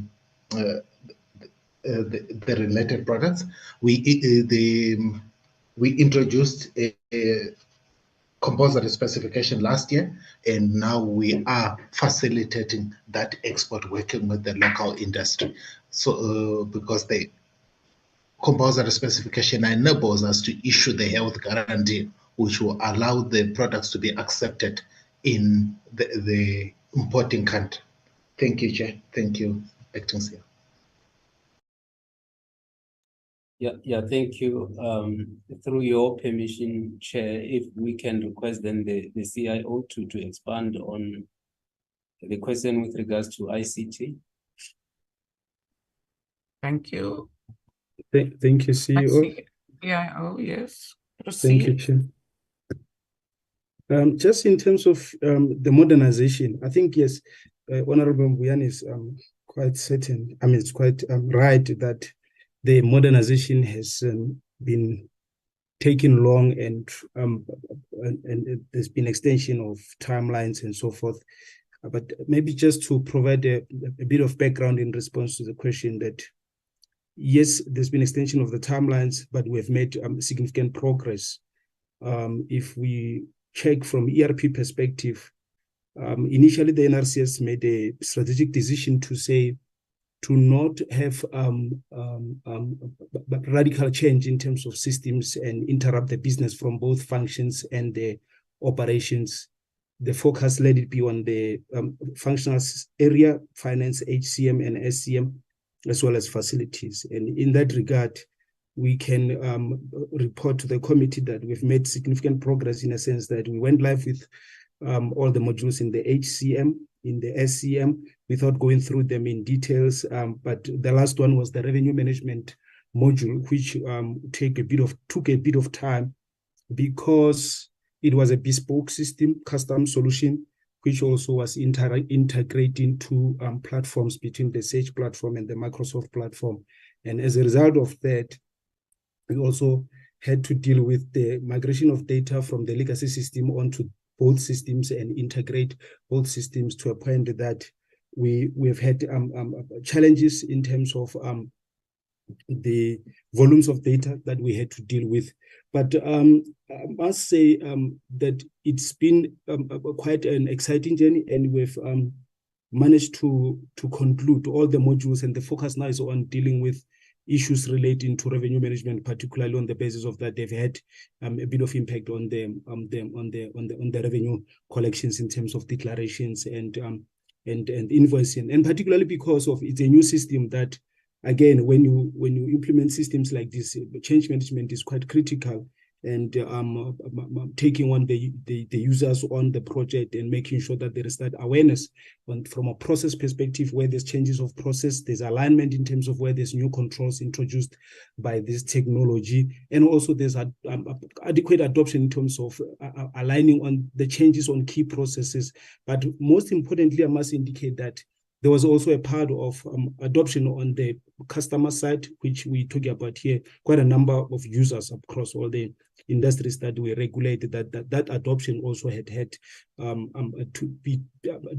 demanded quite effort from both the NRCS as well as the service provider. But we've made strides with regards to that, and there's been progress in terms of declarations and invoicing, although there's still issues here and there, and we're dealing with them and so forth.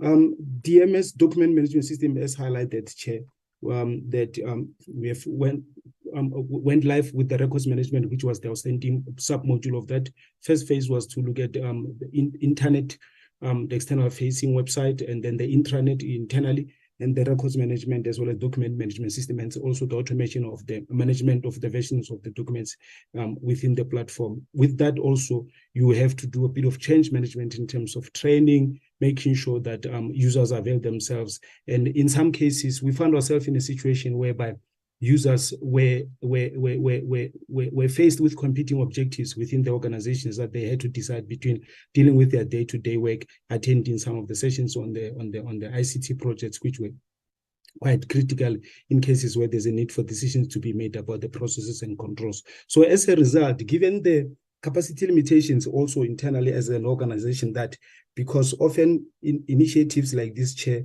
in some cases, based on my experience, organizations will co-opt resources and onto the project on full-time basis, but NRCS did not have that capacity. As a result, we found ourselves in a situation whereby our colleagues had to be part of the project, make sure that the systems development will work for the organization, but at the same time have to also deal with their work on day-to-day basis. As a result of that, from a planning, scheduling, then we had to readjust in order to accommodate our colleagues.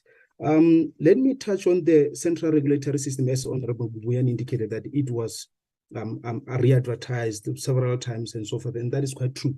The point here, Chair, is that we found ourselves in a situation whereby we've got different industries that the NRCS regulates. The intention here is to automate the process onto one platform. And what we've noticed is that, or what has happened is that most of the respondents that we received, if I can touch on a few of them, some proposed technologies which could not demonstrate to the NRCS that they have the experience that they implemented the technology before. And as a result, from an evaluation perspective, the organization was of the view that if they've not had an opportunity to implement this system, or it's the first time they're implementing with the NRCS, given the diversity of the processes within the industries that we regulate, we were not convinced that they will be able to help us to adopt such technology successfully without interruption of the business. In some cases, again, the respondents could not prove to have the requisite expertise in terms of accreditation by the software vendors, in terms of the vendors that they proposed. And as a result, we were not convinced that they are competent enough to help us to successfully adopt the technology and also concurrently deal with the elements of change management, because an undertaking of this nature is quite huge, such that it's not only about deploying technology, implementing testing, and migrating the data and go up. But there's also an element of change management where you need to make sure that whatever the technology that we adopt, the intended users are aware of what is coming their way. The intended users are part and parcel of that. And we needed the respondents to prove to us, or also indicated to us, that they are capable enough to assist us in that regard, because we don't want to find ourselves in a situation whereby the technology is implemented, becomes a white elephant, target users are not aware, or target users reject it on the basis of that they feel that it is just something that was dumped to them, and so forth. So most of the respondents were not able to meet the requirements to be appointed. But we are also frustrated on the basis of that. Internally, we see those challenges in terms of where there are bottlenecks, in terms of automation of the processes, in terms of efficiencies that we desire to have with the adoption of the technology. As it is, just to share a bit of detail in terms of where are we have engaged the vendor, which indicated to us these are the accredited service providers that you can approach. We've engaged those service providers, and they have indicated their willingness to respond.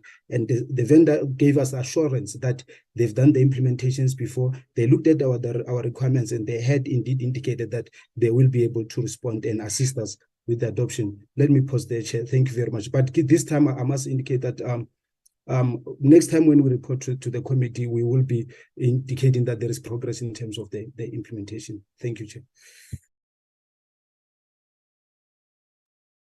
Thank you. Does that cover all your responses, Acting CEO? Yeah, Chair, I think there's just two areas. One, the 33% variance in terms of what was budgeted in terms of the revenue. I know that the CFO has covered on it, but there's still a question in that regard. We can maybe just allow him to emphasize the response. Yes. Okay. CFO. Thank you, Honorable Chair. The CIO has just spoken about the integration and migration issues, and I touched on when the revenue model was actually implemented. So one of the main contributing factors, apart from the economic issues and the investigations for the prior year audits, one of the main contributors of that 33% variance was due to the understatement of the revenue recorded because of these delays of the migration and integration of the ERP system.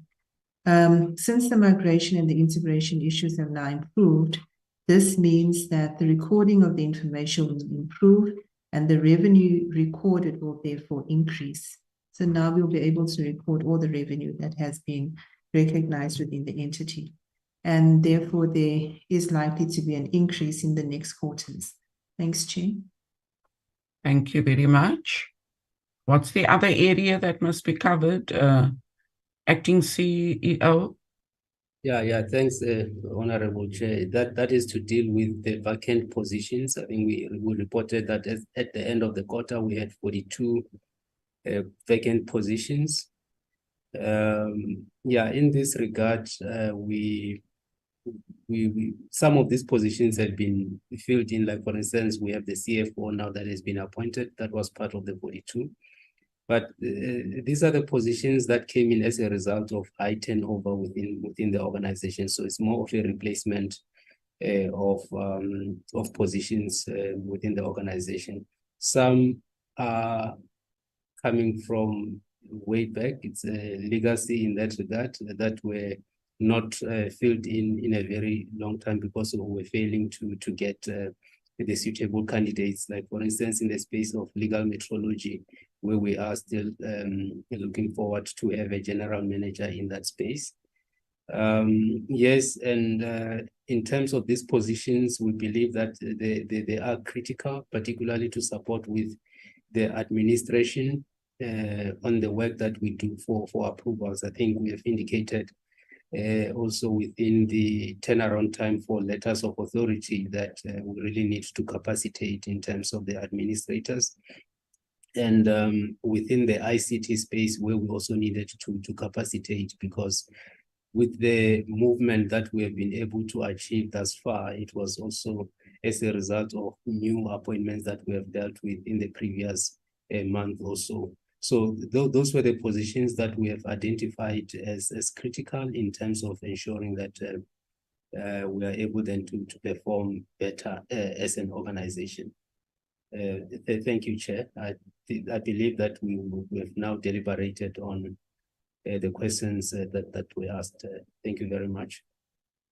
Thank you very much. Can I then just hand over to Dr. Demana for concluding remarks?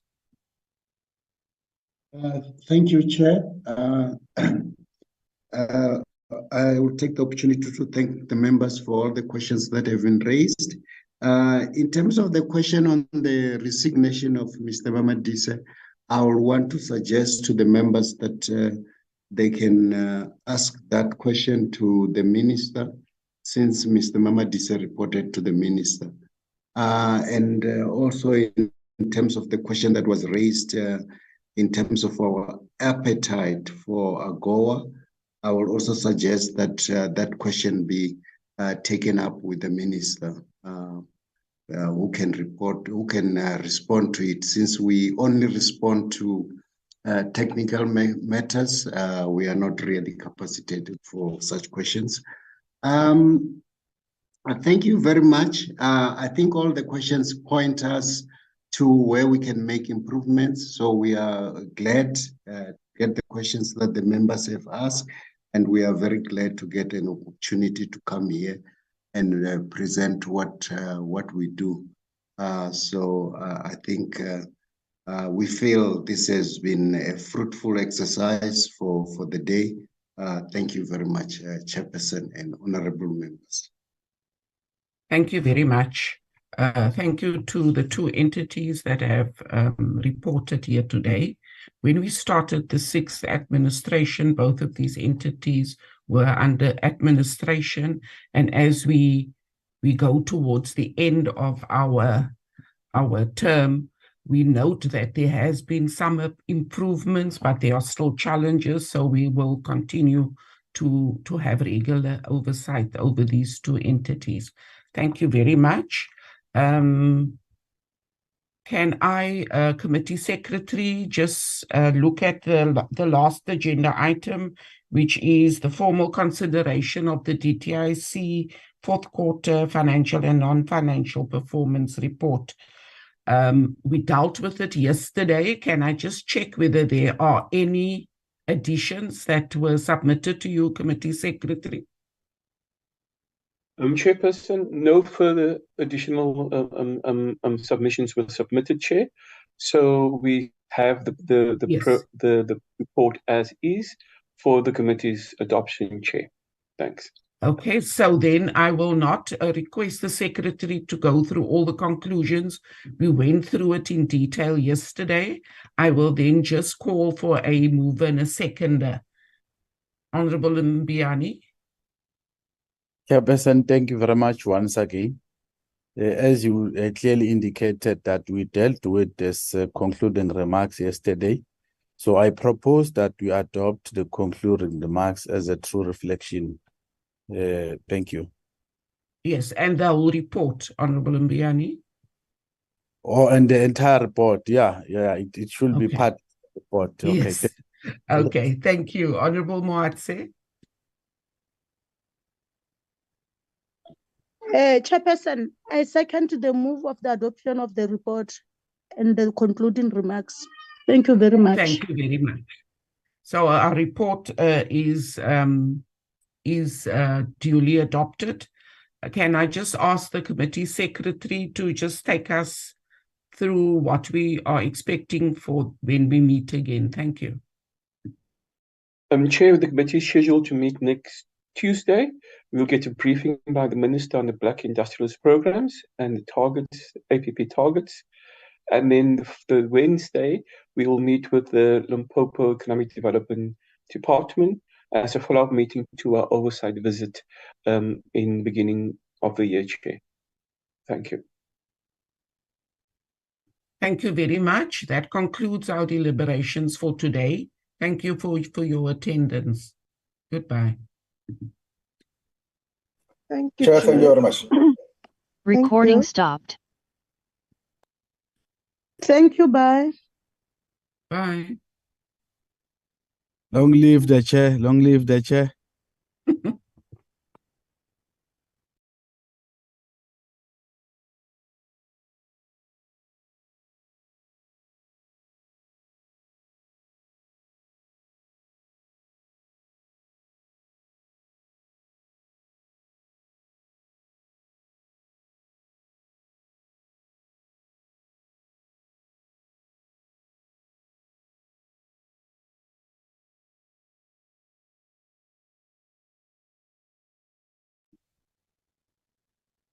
Parliament streaming service